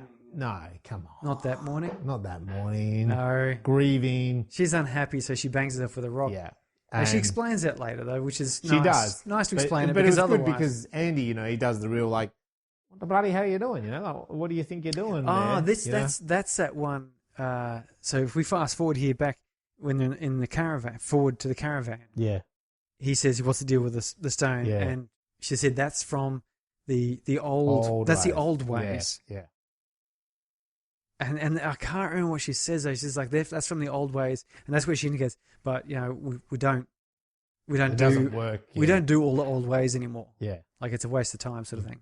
But anyway, back to the current moment. Yeah, but I think the point of that, and I mean, look, if you're Indigenous, you could totally correct us, but I feel like the point of that is, like, because she says you whack your head because then that will heal and it will heal your broken heart. Maybe when that hurt heals. Yeah, so it's just really a way of sort of saying, you've whacked yourself in the head, there's a wound, the wound takes time to heal, the same as a grief. I think, but someone could it makes totally correct. It makes a certain type of sense. It does, but it's culturally, when you're not Indigenous, it's weird. It looks weird to me, but it's great that they included that. I think, so they have an argument about here because he's like, well, I'm gonna go on to the river. I don't have much time left. I can't actually remember maybe what the time was. It would be now, best if you came with me. He wants her to come, but she says, I don't care about you and your baby. And he just has to leave, and he has this image of him digging the earth, and he kind of collapses, and he does start digging the earth a little bit, even though Rosie's on his back. And then he wakes up and he's kind of a bit confused, and actually Tui has the baby. Mm-hmm. And so she goes, let's go to the river. And they go down the river, they get on the boat, and it's a nice kind of circling back to where he's come from, because he goes past his houseboat. And you can see the clothesline. So there's a bit of a that sort of... Should never have left. You're like, is that looking going, that's like the domestic bliss. It is, That was the good old days. That was the good days. When they were just worried about starving to death. Yes. Rather than actually just dying. And so, because his plan here is to head back to the family that were having the birthday party. So they get, he heads back there, and they kind of get to their camp. They're looking around and no one's there. Birthday cake's kind of half eaten. So Tui, and you're right, that's where Tui sort of says about the old times and that sort of situation. And they kind of like look in the thing, he puts a bandage on her head, and he makes the point that the cake is still fresh, so that they've got to be close by. So anyway, he's outside with Rosie, and Tui's inside the caravan. He sort of hears something maybe in the distance, so he starts wandering off, and he discovers the family, and the man's like digging, and the kids are playing like a pirate thing. And he starts to kind of again greet them really cheerily, and the dad's like, he's infected. Yeah, he comes over, you see he's bitten on the neck. Yeah. And then you see that he's been digging a pretty big hole. Pretty much a grave, yeah. The thing that I was not clear about were the whole family infected? Yeah. I got the impression it was just him, and he said, I promised them I wouldn't leave them. Yeah. And that broke my heart. Yeah, and I think it's that sort of debate, isn't it? Like, if the man protects the whole family and then he's been bitten, does he? You hear about these scenarios, don't you? No, my wife would say, "That's cool, I can take him." Yeah, and I'd agree. I'd say, "Look, yeah, there'd be better shot with my wife, I think." You're tough. You know what to do. You were protecting me. She'll famously tell you about the fact that she lived in a shed for 7 years. There you go. And ate goanna. This is good information to know. Ate goanna and went to a corroboree. Sorry? In fact. All right, I'll let you out the back with the zombies next time. I know. Don't let me out the back. Let my wife out the back with the zombies. No, you're the bait. You're the bait. Oh, okay. She can take care of them. That's all, why I've been practicing running. Yeah. I can run off in the distance for hours and hours. You've been practicing your running. Just run. It's always the best advice. Trust me. Watch lots of these horror movies. Just run. Yeah. So that was I found that it was a heartbreaking scene where it's just like, because I was thinking, I'm not convinced that the kids and the wife No, are I infected, don't think they were infected. But the wife was clearly in on it. Yeah. Because she was distracting and playing with the kids, and he was obviously digging graves. Yeah. The kids, he was saying, there's a pirate game, like, come. And then in the background, and this happens off screen, thank goodness. Because he says, come and see if we've got any treasure. Yeah. And Andy's sort of walking off. Come find your treasure. Yeah. And then, and then we cut to Toomey, and she's kind of considering things. We cut back. And then you hear the gunshots, some like 3 gunshots in quick succession. which and this is the thing, we say this is not it's not really like a horror movie in many ways, but it's still it's a deeply disturbing in many ways. Like I found that scene to be just particularly because it all happened off screen.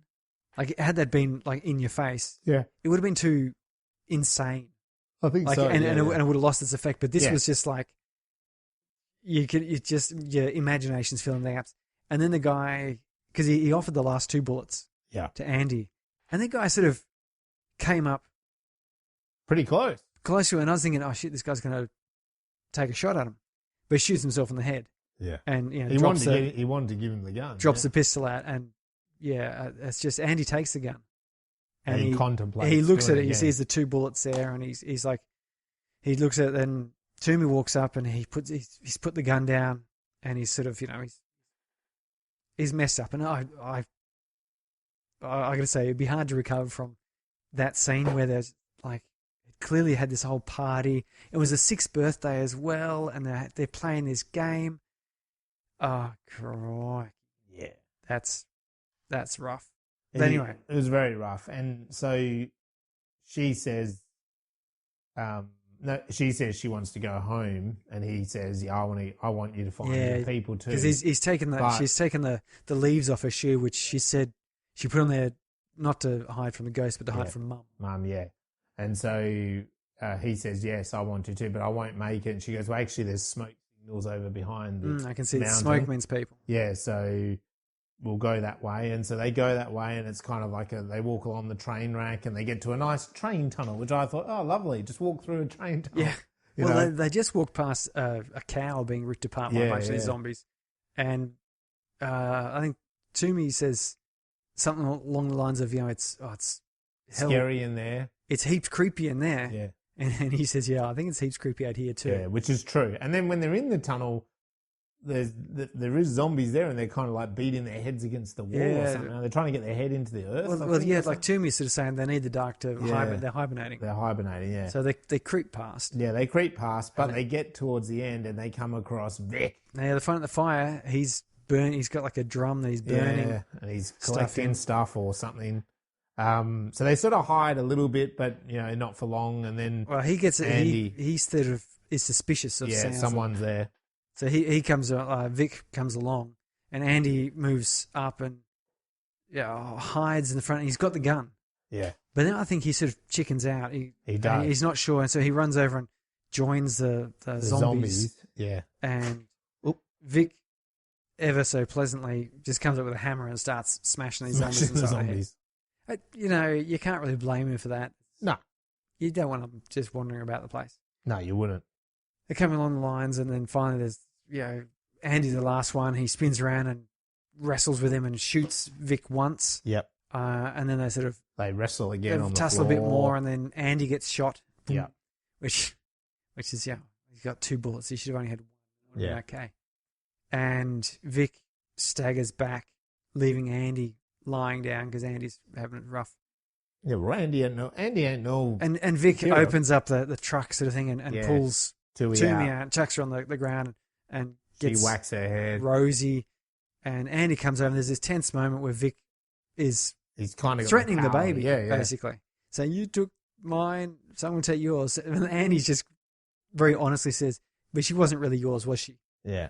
And so Vic just realizes that he was a bit pathetic. Yeah. And he had killed Lorraine, and he didn't want to kill. He ends up not wanting to kill the babe, which is because it was a very tense moment. I was pretty sure that he wouldn't. Yeah, but you just don't know with a crazy like Vic. Yeah, so Andy takes the baby back. Yeah, and Tui kind of picks her up and gets moving again. And they leave Vic there because he's just bleeding out. Yeah, he's got shot in the guts. Well, he's bleeding, but he's given up. I think that's it. He's done for the day. He's done for it. He's had enough. And so they're walking on, and it's nice because obviously Tui's got the head wound, so Andy tries to keep her going. So he motivates her, and he gets her to talk, and he's asking her, what does this word mean in Indigenous language? And, he's like trying to keep her awake, obviously sort of not knocking out. But he's not doing well either. No. Like he's kind of collapsing as well.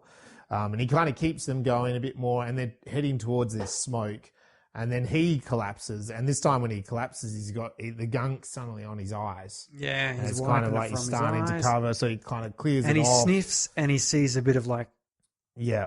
guts or something on the ground. Well, I think at first I think he also like notices Tui's blood, and he's kind of a bit like that attraction to the blood, and then so he like pulls himself away, and he sees this bloody guts on the ground, and so quite cleverly he grabs it and sticks it in his pocket. So I guess it's to try to distract him the whole time, that he, instead of maybe licking Tui's head.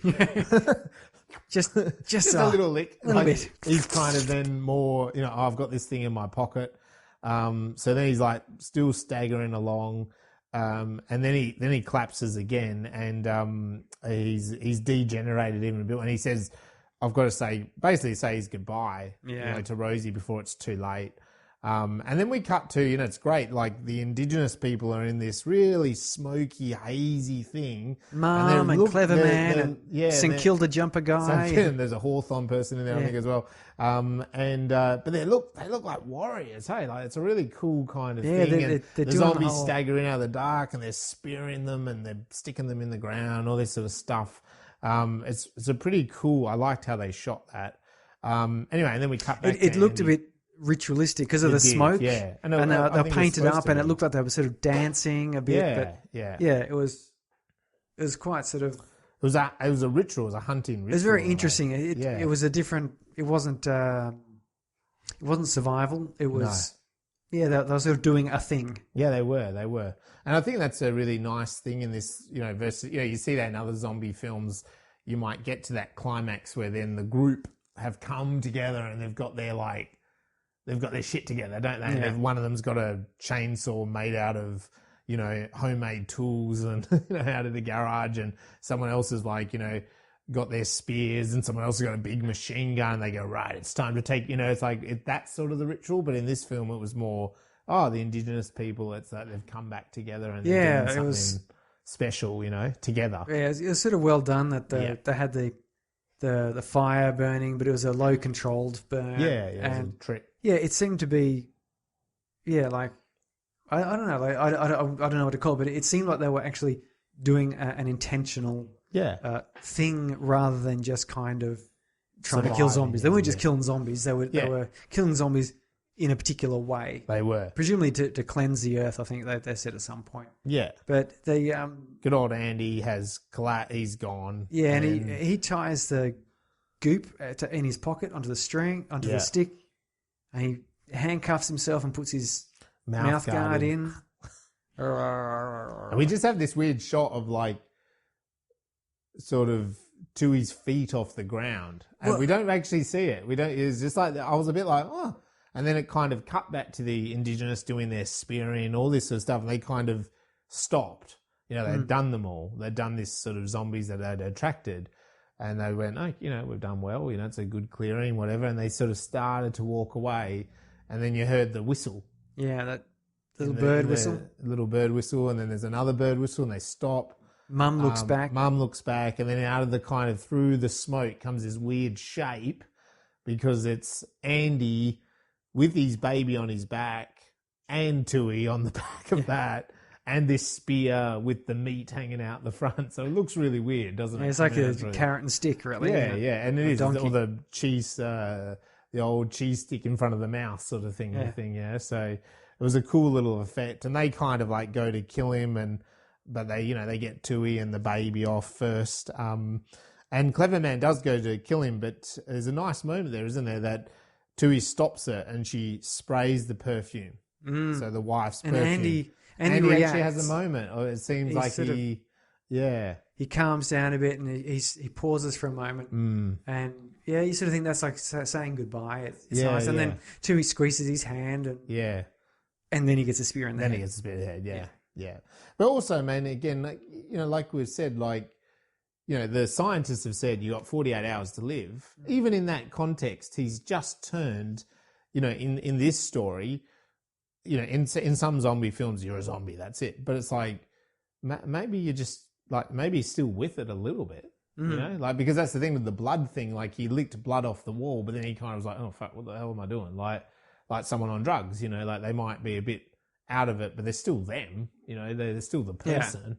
They're not like, it's not this evil and good thing. They're still the same person. They're just on drugs or something. You know, so it's like yeah, maybe he's a zombie, but he's still, you know, if you sprayed perfume or he heard a noise that he recognized, he would actually respond to it. You know, it's not necessarily an instant.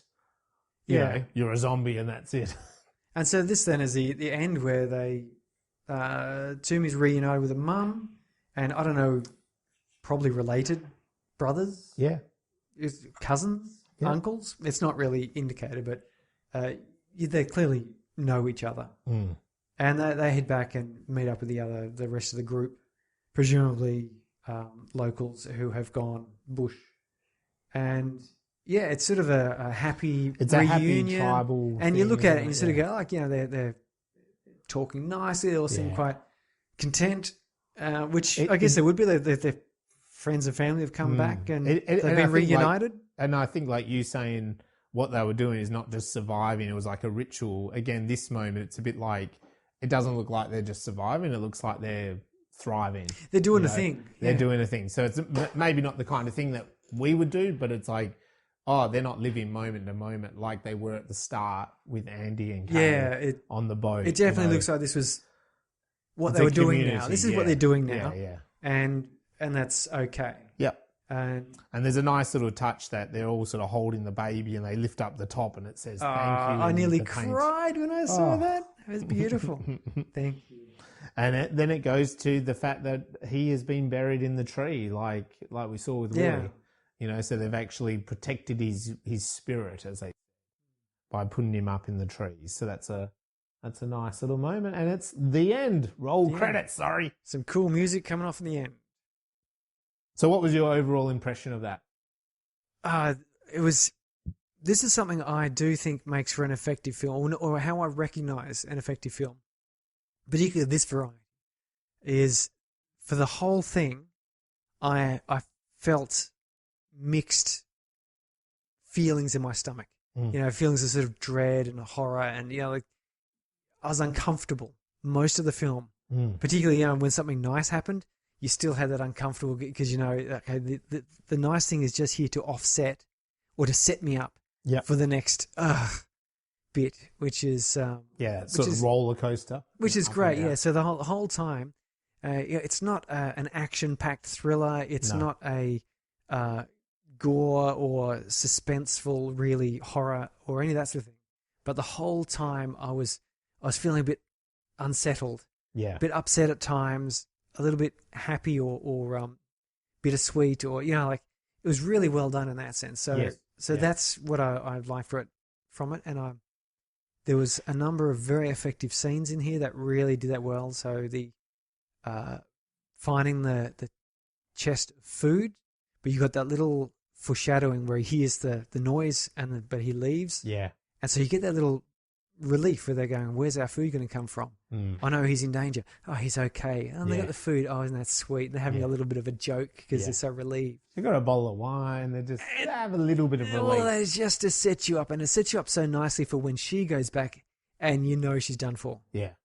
You don't know if she's just going to disappear and not come back again. Yeah. But you kind of suspect that would be too easy. Yes. If she just disappeared and that was the last he saw of her. And you're right in that, even the fact that, okay, he's trying to get her to hospital, car crash, she's more, you know, she's died quicker than what happened because of the car crash. But you know what, then maybe it's just him and the baby. Maybe they are better off, you know, because she was going to die. It sort of solved that problem. But now he's, you know, like, so no, now it's even worse because, who is actually going to look after the baby? You know? Yeah, so it's quite good. They really did this good pairing of the seeming reprieve. You know, he finds Vic, and they've got a secure location, and there's, you know, Vic's missus who is a woman, would love to have the baby around. Yeah. And so you're going, oh, yeah. But you're already a bit suspicious because Vic's a bit rough. Yeah. It would have been less suspicious if Vic was a bit rough and he came back and there was a somewhat rough woman there. Yeah. You know, a bit of a bush woman with him. Yeah. Who was equally sort of rough. Yeah. You know, but instead it's like this clearly probably 10, 15, 20 years younger than him. Like, and she's a bit more prim and proper. And she's quiet and sullen and, she's not coming out going, "Oh, Vic, you old bastard. Why'd you drag back to the camp?" Instead she's just sort of, "Oh, hello." Yeah. And gets the pearls and kind of, you go, okay, this is not right. This is weird. Yeah. I don't know how not right this is, but it's not right. So you get this.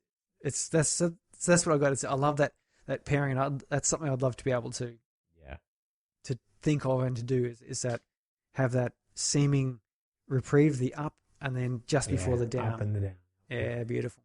I think for me, a big first impression straight away was just like, I've seen a lot of zombie things, and then like there was this nice point of difference with the Indigenous version kind of coming through. And I did kind of, a lot of Australian films can quite often have that. They don't quite have that commercial Hollywood climax, and that can be disappointing at times. I think this film actually still has the climax, everything, but it's almost like, instead of like they rally together and chainsaw the crap out of a big horde of zombies, it's like, no, the point here is that the way the Indigenous people deal with it, more on a ritual, kind of a cleansing, bringing people back to the land and protecting the earth, and that kind of, like, to me, I was like, that's a nice point of difference on a zombie story. It was also nice that it wasn't done in a patronising way. There wasn't Aborigines thumping their feet in the ground and hollering and carrying on. They were doing something that looked like part practical, part like they were sort of because it didn't look like they were doing a ritual. No. But at the same time, it didn't look like they were just luring zombies and killing them. No. They were doing a bit of a mix, and I think that's what you were saying earlier. That it's like, like Tui says, we can't do the old ways, but the way things were, we can't keep doing that. Yeah, can't do that. So it's kind of a bit of a combination of both. But what I mean is just, it was kind of a nice first impression that I didn't, again, not knowing what this film was about, you can read that blurb, like a man searches for people, for someone to look after his baby. Like it could have had none of that Indigenous to it. It could have just been a story about, a man in a zombie apocalypse trying to find a new parent, and more, the stuff that we have seen in zombie films so far. But they did take it down a bit of a different angle, and I liked that. Yeah, I think that was a good I think it also did that move. To me was a nice impression. It also gave that idea of new generations with new ways, new ideas. Being informed by the past, and taking the good that works. Yeah. And the context we're in with the coronavirus, like, you and I have talked about, from working at home and even the way that people communicate, and even maybe the done thing, the things that we've always done. New Zealand, the Prime Minister's talked about a 4-day working week to re-stimulate their economy. How crazy, so good. Right? Like, but what I mean is, like, this film, it's touching a bit on that, isn't it? It's like, do you just, like, Vic, do you go back to those ways where we fight over diamonds and hand sanitizer, and do we try to find out the best? What's the best business that's going to come out of this? Yeah, like, really, do we do that, or do we really want to actually just for everything to go back, or do we look at things totally different? Like, do we need to all go back and work in big cities, or can we work from home? Well, someone pointed out this thing that said, well, communicate with people differently. There's something wrong when our economy collapses and people are struggling because we've stopped buying useless things. We're only buying the essentials now. And apparently that has destroyed us. Yeah. And you think, I know, it seems a bit wrong that buying the essentials puts people in poverty. How? Yeah. What sort of screwed up society is that? Yeah. That doesn't seem to make sense. And even like a lot of people did, like, people bought chickens and herbs and people grew because of all that panic buying, people started talking about growing their own things, and people like investing in their all time. the seedlings at Bunnings were gone. Yeah, they were all gone, right? So it's like, but it's a long-term view. And I don't necessarily think people will stick with that. But isn't that kind of like a different way of doing it? People suddenly bought all the flour. Yeah. To go baking. Which I found funny, because I was like, you're going to find it's a bit harder and more planning involved to bake on any regular basis. That's right. But sorry, like that. But that's the thing is, do we just continue? Do we go back to that society where it is all drive through and everyone does everything for us? Like we buy bread already baked, or do we actually create a? I'm not saying you totally get rid of all that stuff, because some of that stuff is extremely practical and good, but maybe society does need to look at itself a little bit different. You know what I think is really cool is I went to Kmart. I was trying to buy some presents for my son. Yes, we need to get some advertising. Yeah. Sorry, we mentioned a few brands. went to a place, and so I was buying like a bike computer to put on his bike that he got for Christmas, so he can know how fast he's going and stuff. And I went to the bike section, of course. It was empty of bikes. Yeah. And sure enough, I know that because when my kids were at home and I was at home, we'd go out at lunchtime and I'd go running and they'd ride along with me. And normally I'm alone on those paths. Yeah. But this time there was people all down along the beach because it was such beautiful weather. Yeah. For those of you who don't live in WA, well, we had good weather during the isolating we have period. Nice weather during that. It was beautiful. So like the beach was.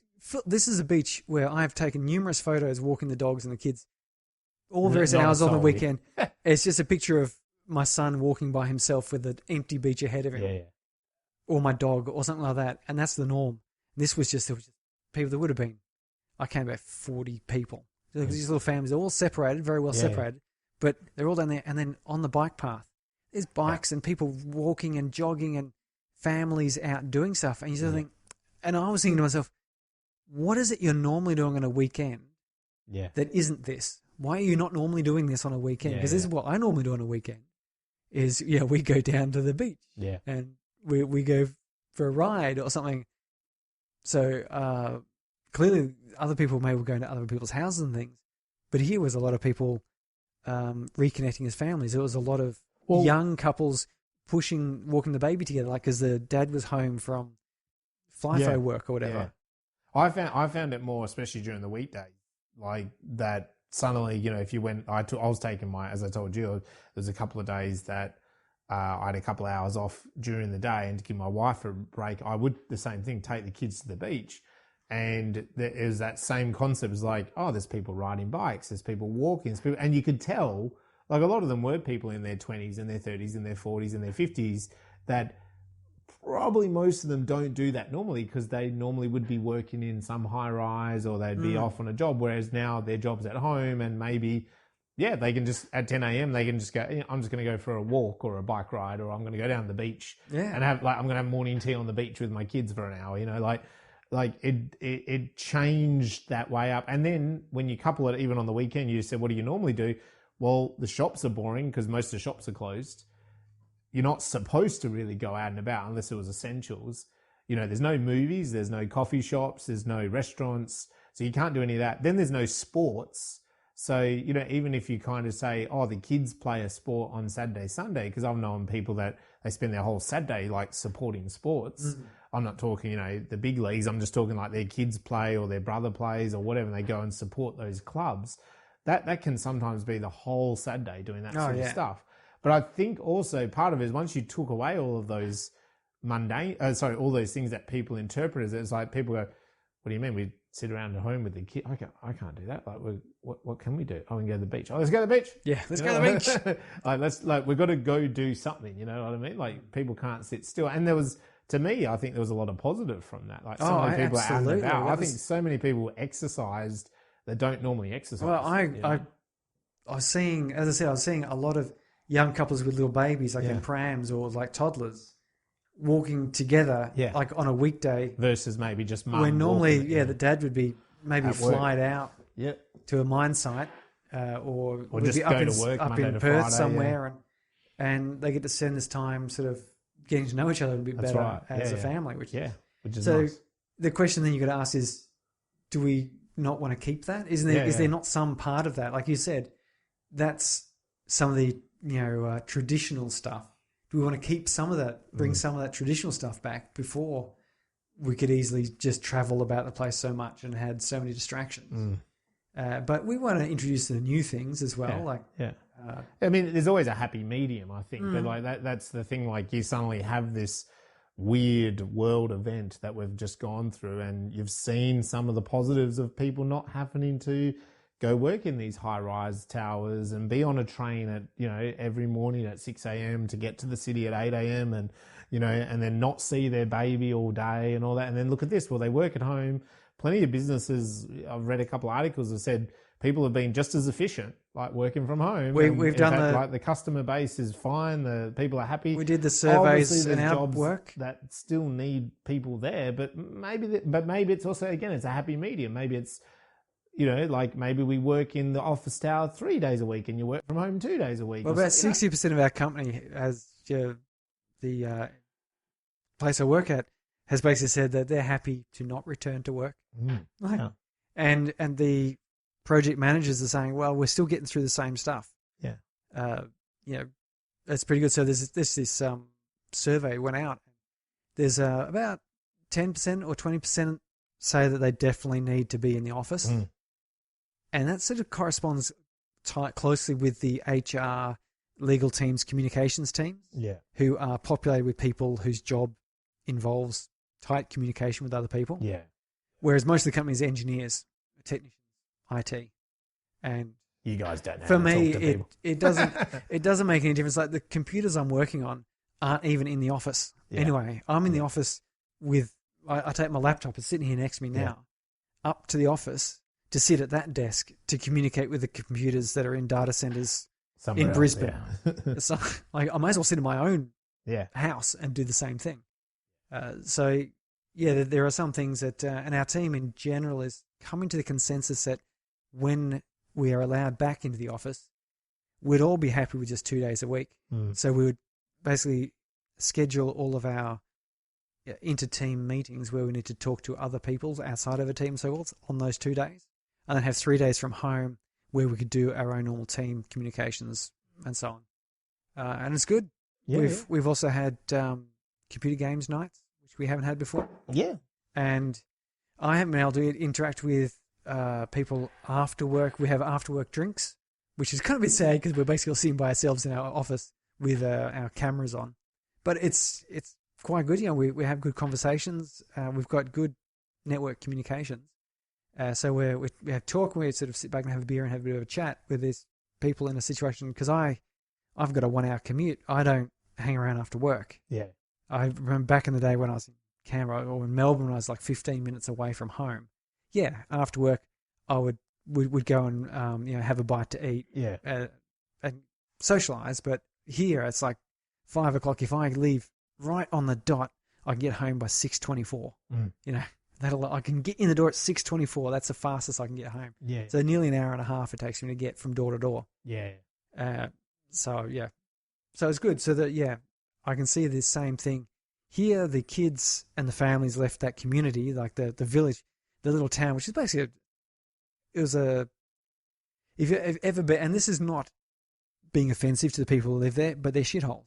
And the people that live there recognise that. Like, they're underfunded, they have bad services because they're out in the middle of freaking nowhere, so they don't get like the telecommunications, they don't have TV coverage, they don't get the good teachers or doctors or hospitals. Yeah. And the roads, they don't get paved roads. Yeah. Turns out paved goals are it turns out with this apocalypse that occurred in this movie, they left. They were able to keep some of the good stuff. That's their footy team. Their shoes. Yeah. They some of them were wearing them, some weren't, and they had their hats and accoutrements of outside life. They had blankets and things at their camp, but at the same time, they were doing getting back to going camping, basically. Yeah. Getting back into learning and doing things that were more productive and more beneficial than sitting there in a school, for example, learning about things that just aren't relevant and probably weren't terribly relevant to them anyway, given that the opportunity to leave those small towns is very limited because there's literally, unless you somehow buy a car and drive out of there, it's not like there's a great regular airport or anything along those lines. No. They're very, very isolated towns. Like more like what I imagine is like some of the places up in Alaska. If you're talking about America and Canada, and the Northwest Territories up there, where these towns see no one from the outside except maybe a trucker driving through for a very long time and trying to get out of there. But like I said, if you had a car, but it's not like they have car dealerships. No. Yeah, you can't. It's not like a new Toyota. You can't go down to the Toyota store and get a new Toyota. Actually buy a car, yeah. And then even if you could, how would you finance it? Because there's no bank branch there. No, there's no job. And unless you're working on the mine side or the gas site. But if you're working the gas site, you probably fly and fly out from a big city. Yeah, that's right. So basically, it was almost like, this apocalypse came through, and suddenly it was like maybe a relief. It's like, we can finally officially say that this is all kind of a little bit pointless to us, not terribly relevant, and now we can do something that's actually not just relevant to us, but actually more relevant to everyone. Rosie is gone there to be looked after, rather than going to a big city or something. Yeah, because the cities are no longer a relevant place. Yep. Yeah. Yeah. I think that's the thing. The film takes the opportunity to sort of suggest a bit of a change, which is quite interesting in our current context. So what about our ladder position? What are you thinking for this one? For me, I reckon Cargo goes right bang in the middle of my ladder. Another middle shot. Yeah, I know. The last couple we've talked about, it's going right. I mean, last week was very different with Total Recall. But mine just goes smack bang in the middle. I mean, we're up to episode 31 here. I reckon this one is sitting on my 15th rank. And I reckon it's because it's a good up and down story. I think it's definitely very interesting, the take on zombies. I also like that it's not it's not about the zombies, it's about more the characters. I do like that real touch. I think the scientific stuff in here is really that government first aid parcel. It's so cool. It's such a great thing. It's almost in other ways it could almost have been a joke. It could have like been. a gag, if it wasn't so severe. Here's the first aid kit, and it's got the suicide instructions basically. Yeah. I think that's a little nod to Australian humour, but because that is what would probably happen. Yes, like the government. I mean, right now we've got that whole step two, there's a 3-step process out of coronavirus. It's so we're going to do this, and then we're going to do that, and then we're going to do that. It's like this in a zombie. Okay, you're going to get this little pack, and when you get the pack, open it up, and inside the pack, there's something that you insert into the brain cavity. If you shall choose put your to timer do that. on. We're not going to tell you to do that, but we're just recommending this advice to you. So you can as look long as after everyone yourself. stays, 2 meters apart from each other, we probably won't spread this zombie virus. But I think that's a nice little touch. But for me, it's just right bang in the middle because I think it's a really clever story. I think it's tight. I think it's great roller coaster up and down moment.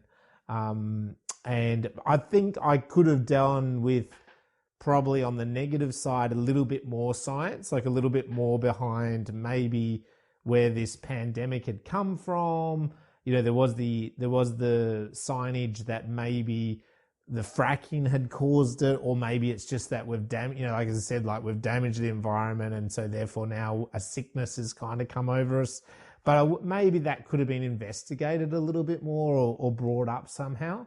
Quite often in zombie films, they discover the science lab that was, looking at the virus, and they realize what the deal is. But, you know what I mean? So if they discovered the gas mine, maybe that's where they'd realize that's where it's come from. I don't know. There could have been a little bit more of a scientific element that way for me. But I think apart from that, it's a really good story, and it's told really well. So yeah, I'm putting it right in the... Yeah, I think so. I've got it sort of in the upper middle-ish part there. It reminded me a bit of sort of I Am Mother, Tau, Anon, that sort of region. Yeah. Where, some really good ideas. I'm not sure. I guess it came from the short film. Yeah. Which I think a short film would have been a little bit too short for it. Yeah. I'm wondering if this was a mostly feature length, because there was kind of a bit of extra put in there with the B plot around the Toomey and Yeah. Vic and these sort of bits.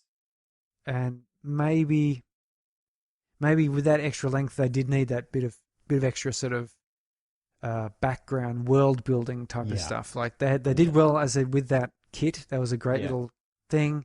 But there's kind of this almost a bit of a red herring with the fracking. Is that like that's why maybe that was so? Yeah. But it still had that great. The whole time you felt a bit of intensity through the whole movie, which is really good. There was no point where I was sort of going, whatever. Yeah. I was always just like, oh God, no. Oh yeah, no. Yeah. So it's good. It's good.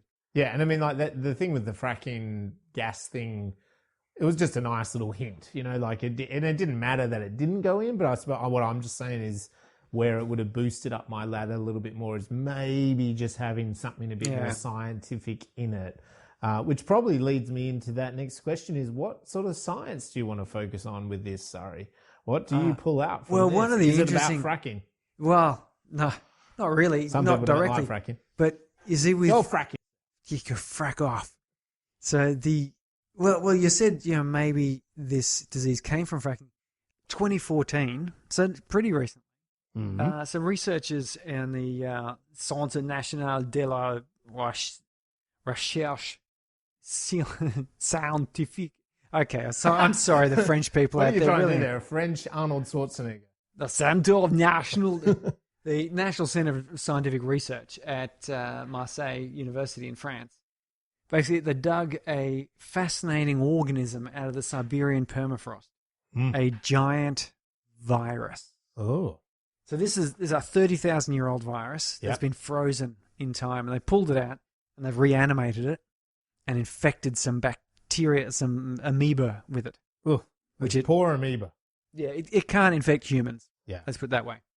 But the reason it's so big, it's a giant virus, this giant ancient virus, it's got 500 genes in it. So there's 500 combinations of genetic pairs used for encoding protein synthesis, for creating stuff. It's a bit like the Thing, really, isn't it? Like digging the thing out of the ice. To put that in perspective, HIV, which is a similar DNA-style virus, has 12 genes. So this thing is, very 50 different. times bigger. Wow. In the complexity of its DNA, the amount of DNA it's carrying around with it, which is very interesting. It's harmless to humans. As it turns out, it's consumes like microorganisms. But there are other viruses and things they've picked up which have not been active and so forth. And there's this thought, well, with the defrosting of the permafrost, thanks to global warming, or, for example, if you were fracturing ancient rock structures and flushing water through it and washing up gas. Like fracking. Yeah, like fracking, you might, theoretically, dislodge bacterium or viruses which have been frozen and that are dangerous to humans or to our livestock or our crops. Jeez, this is really making me think I need to change my share portfolio. Yes, I do too. Yes, I'm going to totally divest myself. Hang on. Which shares are those? I don't have. I've got some shares somewhere in the world. Well, yeah, I've got superannuation. Must be. I've spread my shares around the place previously. Oh, we are talking about that. That is how you get diseases, right?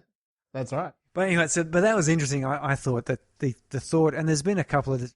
There's a show on Netflix called V Wars. Not a great name. Not a bad show, but it's not a great name for a show. That's about an ancient virus they pick up, in which turns people into vampires, essentially. Right. But no, I was sort of having a look at various zombies, and in nature there are zombies, not people, but zombie spiders. Ooh. So there's zombie ants. You know about the zombie ants? They have there's a particular fungus that messes with them and makes them wander off and do it. But the zombie spiders are really cool because there's this little colony spiders. Mm-hmm. So they live together in the Amazon. Gotcha. Which part of the Amazon? Ecuadorian Amazon. Ah, so up the top. They're exotic zombie spiders.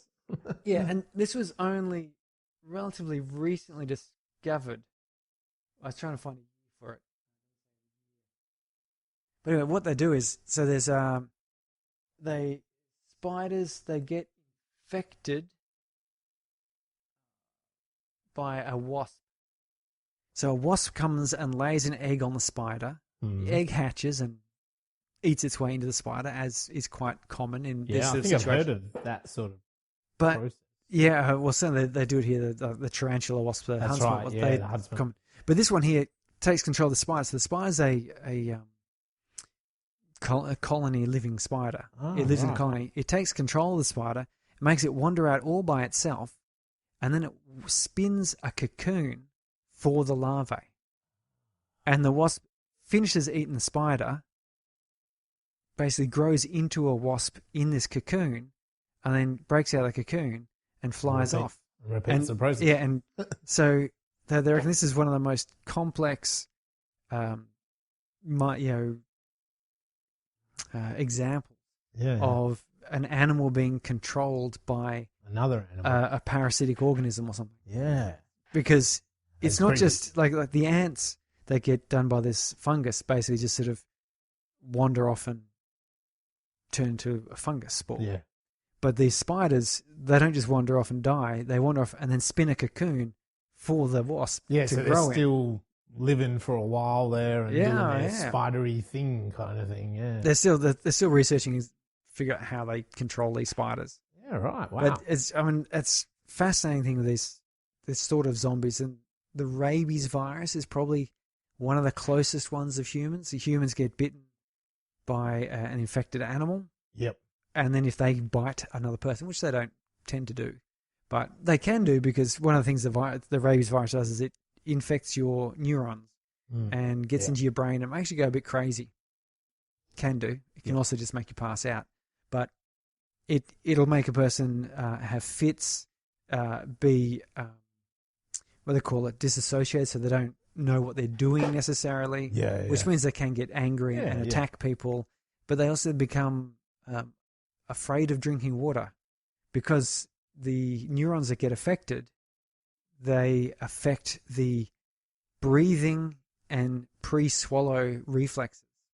So when you go to swallow water or liquids, say if you're going to have a sip of beer, what you'll find is you'll take a little breath in and hold your breath as you swallow, because you can't breathe and drink at the same time, you choke.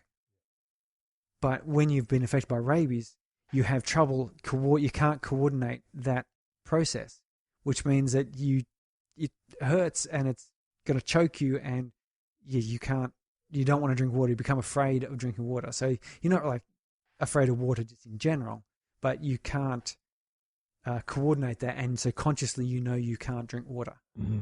Animals are less conscious, and so they actually just become afraid of water. They avoid water, and which is a fight in a virus is probably the worst thing, isn't it? The water would help. Yeah, well, help you. I mean, in any case, you die after about a week of being in with the rabies, unless you get treatment. We do have treatments for it, thankfully, but and we don't have rabies here in Australia, thankfully. But so it's interesting. I don't know. Try it, bite you. And one thing that is good that has come out of this whole current pandemic is a view on the process of things like contagions and pandemics and a zombie outbreak, which is that we have this coronavirus, which is essentially airborne. Yep. It gets in through your nose and your eyeballs and so forth. People can be shedding the virus for up to 2 weeks before showing symptoms. So they don't even know that they're still shedding the virus and they're showing symptoms. But the thing is, when you're showing symptoms, you know that you're sick, so you can avoid people. Yeah.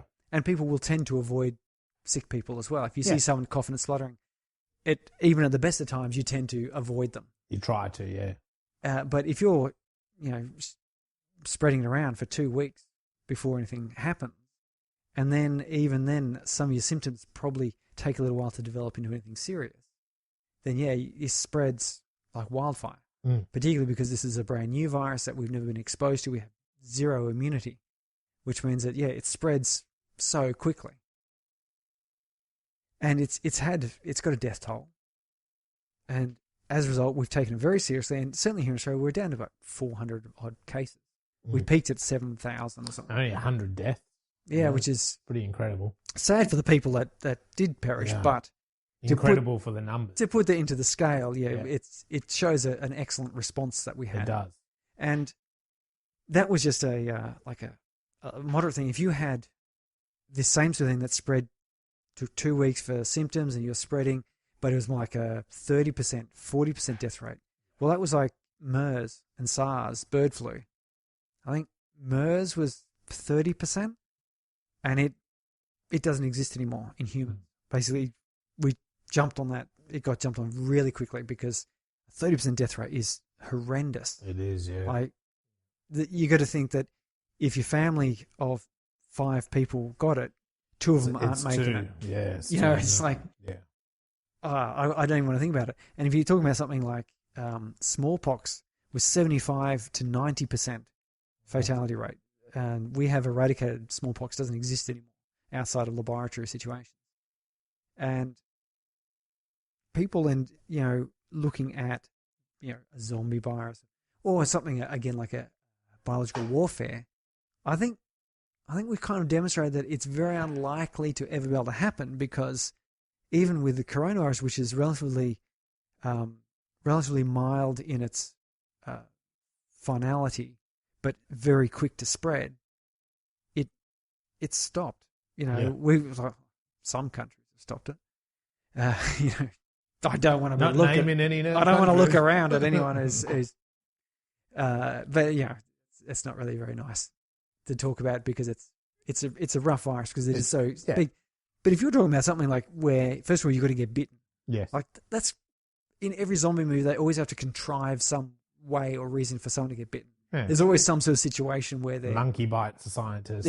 They're caught up in some way and they can't escape and they get bitten.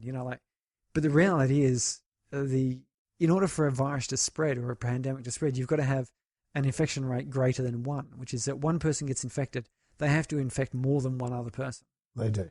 And if you've got to bite someone to infect them, how many people can you really bite? Because you'll be stopped pretty quickly. Yeah. Usually you won't be able to bite anyone. Most infected people would not get a chance to bite, because you don't just put your hands in people's mouths. No. It doesn't happen that way. Just because you don't want to get bitten, even if they don't have the zombie virus, you still avoid getting bitten, And that's why, like, the zombie films have had this kind of, or zombie stories had this kind of idea, like, I bite you and then, like, rapidly you change. Yeah, that 28 days later type of thing. Because then if you change, let's say it only takes like 2 or 3 minutes for you to change, you're in a horde of people, you're in a group of people, sorry, I shouldn't say horde of zombies, but you're in mass transit, like on a train or something. If you can change within 2 or 3 minutes, I've bitten you, but then I bite the person next to me. Yeah, sure, the next guy stabs me in the head. But now I've just infected 2 people that within 2 minutes they can be infecting 2 people each. It's just... Yeah, the 28 days later was that one where... It's just a groups. And World War Z as well did that as well, where it's like, it's just like this multiplying effect of like the virus, Yeah, that's what you need to do, isn't it? But, I can't remember what's going on next. The spread of disease. Zombies. Yeah, need to bite people. It doesn't happen very often. Has your science come to an end, Surrey? Yeah, that there was one other thing I was going to say, but I just totally got derailed. It's locked it away. You'll remember it at 3 a.m. in the morning, I know. Yeah, not a problem. Not a problem. But yeah, it's very interesting, this disease spreading and its effectiveness, how well we responded. And I think the world in general has responded fairly well to the current virus. Yeah, yeah. And I think that if it was a more serious one, then we would have responded even. Yeah. It would have been obvious. Like if Wuhan was reporting, really high casualties, like 80,000 people have been infected, about 40,000 of them have died so far. Yeah. And the rest of them are in serious condition. Yeah. Yeah. You would have gotten like the Chinese government would have been even... It would have just sort of like walled everything off. And even with the numbers that came out of Wuhan, I mean, Australia, for example, in Australia, they stopped immigration from China. I mean, which was really severe. Like, it's a massive thing for us. It's a big tourism thing. It's big in our education sector, big in... We got a lot of expats here. Expats, all that sort of stuff, family members, we're connected to China. That was probably the smartest thing that they did at the time, because they just, by blocking that amount of people that could come possibly infected, it just slowed that number really rapidly. But then within a couple of weeks, when everything then escalated, not only globally, but then into Australian, then blocking, closing the borders. I think it's the same here in WA. The fact that we've closed the border to the eastern states has been the best decision. I mean, just to, you say to you and me, you have to isolate at home, but you've got to look at it also like as a country, don't you? I mean, every boundary you put in. Every boundary you put in means that within that boundary, if people are sick, you're containing the virus, aren't you? And so even if you said right here in Mandurah, hundreds of people are sick, but if you didn't let them get out and you don't let anyone get in, if it's a zombie apocalypse and you've blocked everyone in Mandurah into it, it's like, well, they die, but the rest of us live. There are parts of Mandurah where you wouldn't notice the difference. It'd be Shaun of the Dead variety. It really would. I've walked through some parts of Mandurah some times of the day and night, and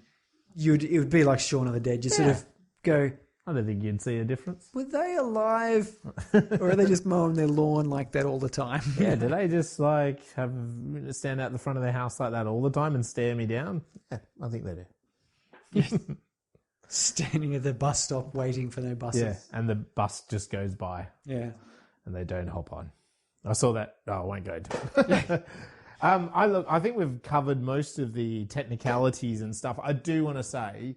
And sometimes Aussie films do this really well, and it's a seller for the global audience.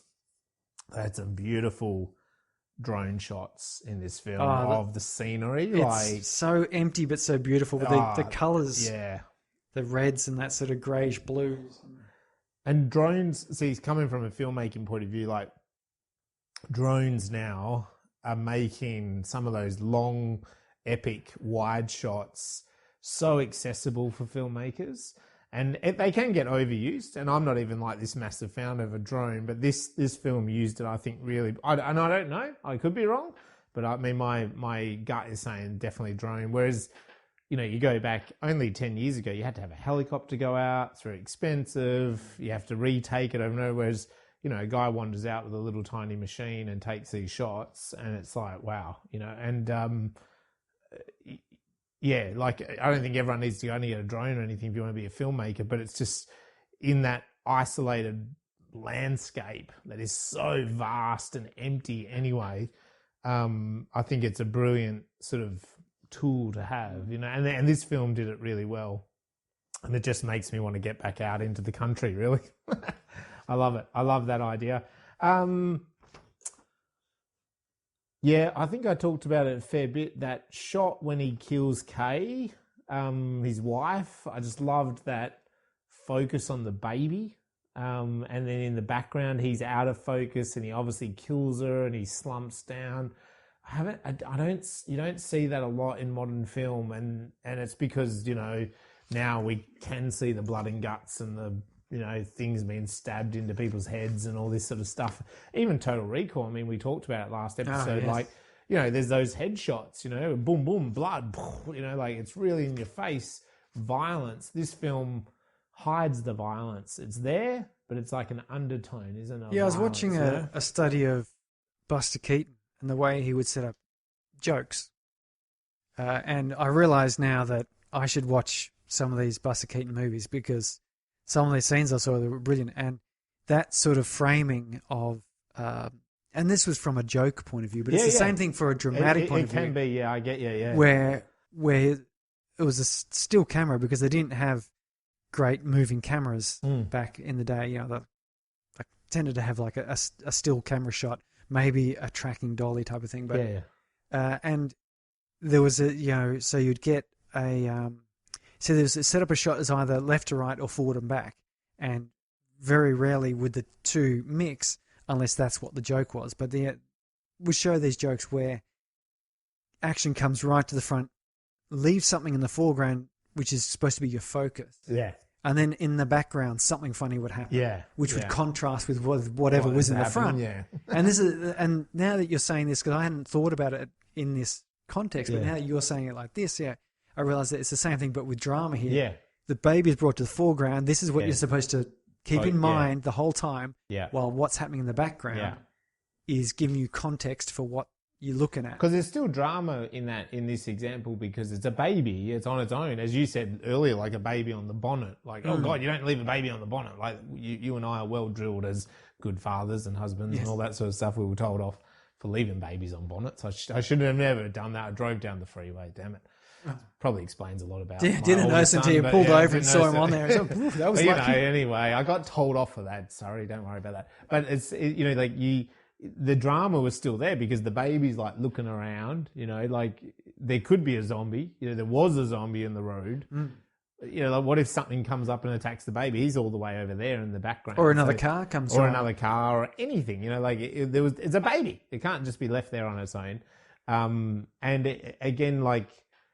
But it goes back, we learn this in film, it goes back that not everything, it's Alfred Hitchcock, it doesn't have to be shown, it can be hidden, because this is the thing with horror, the worst horror anyone can ever come up with is actually in their own mind versus showing, you can lead an audience to horrific moments. Well, the father killing his family with a mass grave. We didn't see any of that. We heard the gunshots, and I was waiting for them. And when they happened, it's just, you were hoping you wouldn't hear them. You're hoping that, or you'd only hear one gunshot, like the father just did himself. But yeah, exactly right. We were showing him digging a big hole. We're showing the kids the kids are happy as Larry. They're obviously distracting them. And it actually even made me I didn't even think about it, but it made me think about it a bit afterwards, that they probably did the birthday party. It's like a last hurrah, get them all happy. Oh, that's what makes it so sad. This is the thing, you start thinking about it all, don't you? And the kids don't know. And of course you can't tell the kids. And you realise that that first thing where he showed the gun. Yeah. He probably wasn't saying, stay away or I'll kill you. Yeah. It's, stay away, we're too far gone. Yeah, this is not a happy scene. Yeah, we can't help you, Yeah. So there's there's so much in that, isn't there? And I like that. So to me, I've got to really up that discussion of that focus shot, because I think that's a really cool kind of way of doing it, But yeah, I think we're sort of focused a lot on, the symbols of the indigenous culture, and we've focused on the narrative, and we're focused on that kind of way. So that probably brings us to the end, Surrey, of Cargo. We've talked a lot about it. And it's a pretty cool song at the end too. It's got a really nice sort of feeling. It's it's got indigenous lyrics. Yeah. So I have no idea what they're saying. Yeah. Probably just the same as anything else, yeah, kind of having a bit of a dance and walking around and looking at stuff, Just like a Miley Cyrus song. Cyrus song. Just the same, yeah. God knows what it is. But it fit really well. It had the nice with deep, the family all happy. Bass. And again, that it's a good moment that, when you think about the whole story, he went through a bunch of people, didn't he? He went through the teacher. And the teacher was no good, because she's dying. She was very nice. But unfortunately she's dying. Not going to last long. And maybe as well, she represents the archetypal society system of teaching and education system that exists currently, and maybe that's not perfect. Maybe it's dying a slow death. And she as a teacher, she's almost a bit like, they do okay here, but they've gone back out there, and then he comes across, the traditional way, the white, wealthy, older man with the younger mistress that wants to collect and hoard all of nature's bounty. As we all do. I mean, look. As we all do, gas. The older I get, wealthy, the more I want to do that. We all want to do that, plundering the earth in many ways. And greed, and that's not really right. Even though it's a good woman, it's safe, secure, but not maybe the winning formula. And really, he's got to then kind of go back to the tribal way, like the many should raise a baby. Which is something my wife and I have always talked about. It's like, I don't think we're necessarily supposed to be raising children just as a mum and dad. Like, I kind of feel like it should be a bit more of a tribe. Like my wife and I don't have that. It's just me and her. So it's like, and there's been many times along the path of having a baby and multiple babies, but it's like when we've been at crux points where you're just like, it's not really supposed to be like that. There's someone else that's supposed to kind of give us a hand right now. Yeah. And we don't have that. And that's just our situation. So you kind of like, maybe it's just because it's our shitty situation compared to other people. They might have uncles and aunties and grandparents and friends or whatever, but we don't have that. So it's kind of like, and that's interesting in this movie that's kind of where the baby ends up. Ends up in a big group of women and men all around a campfire, kind of like, yeah, this is cool. It's not just, dad on his own. And let's face it, as a kid, who doesn't like camping? No, I hated camping as a kid. I love it now. I never went as a kid except for the school camps. No, I love camping now. My kids love camping. It means that's that what you think. They run around like maniacs. Did your parents think you loved camping when you were a kid? No, they knew I didn't. They make it clear that you... They knew I didn't really like camping. Right. And what about your siblings? Did they like camping? Or did they hate it just as much as you? I didn't pay much attention. It's all about you, isn't it? Sorry. Yeah, for sure. Yeah. It's like you're the star of your own story. I mean, for fuck's sake, there's other people out there, story. No. Are you the protagonist? Oh, Jesus, that's a boring show. The Surrey story. Are you the protagonist, or are you like the excess? The B character. I wouldn't even be a B character in this story. In your own story. Jeez. But my kids love it because we find frogs and fish and echidnas. And humour in you, sorry. Seals. Anyway, Dad likes camping. What's our next episode? Our next episode is The Paradox. The Paradox, which is pretty cool. It's a Middle Eastern film. I'm not entirely sure which part of the Middle East it's from. There's obviously multiple places it could come from, but we'll find out. Of course, we have someone else that's trying to join in for the last couple of minutes of the episode. Old man Hugo. Yeah, old man Hugo. There he is. We hear you, buddy. We hear you. But so again, we go in cold, but we'll watch it and then we'll do a bit of research about it. Yeah. So I sort of wanted to have another like a foreign film because often they present things in a different way. Much like the Australian cinema tends to present these things in a different way. This one, I have no clue what it's about. No. I read the little blurb that says it's about a guy who can't trust his memories. I like that. And the movie's called The Paradox. So you've got to think that, I don't know whether it's going to be time travel or it's going to be like one of these virtual reality, alternate or just realities. All in his brain. Or some sort of psychological arrangement. But we'll find out. We will. And look, let us know. Give us your opinion about what we've talked about with Cargo. Go check it out. Great Aussie film from a couple of years ago, 2017. Available at the moment on Netflix and I presume other sites. Let us know on our socials on Twitter, Facebook and Instagram what you thought about what we think about Cargo. And also hit us up with maybe a suggestion of a movie that we should look at. We keep picking movies. People could tell us. And if you've been in a science fiction movie, maybe we could do the movie that you've been written or produced. Sounds like a great idea. If we can get a hold of it. Yeah. So we could do that. I'm still waiting for like Tom Cruise to get back to me. Yeah. I want to talk to him about Oblivion, but he's a hard man to get a hold of. Well, see you next time. See ya.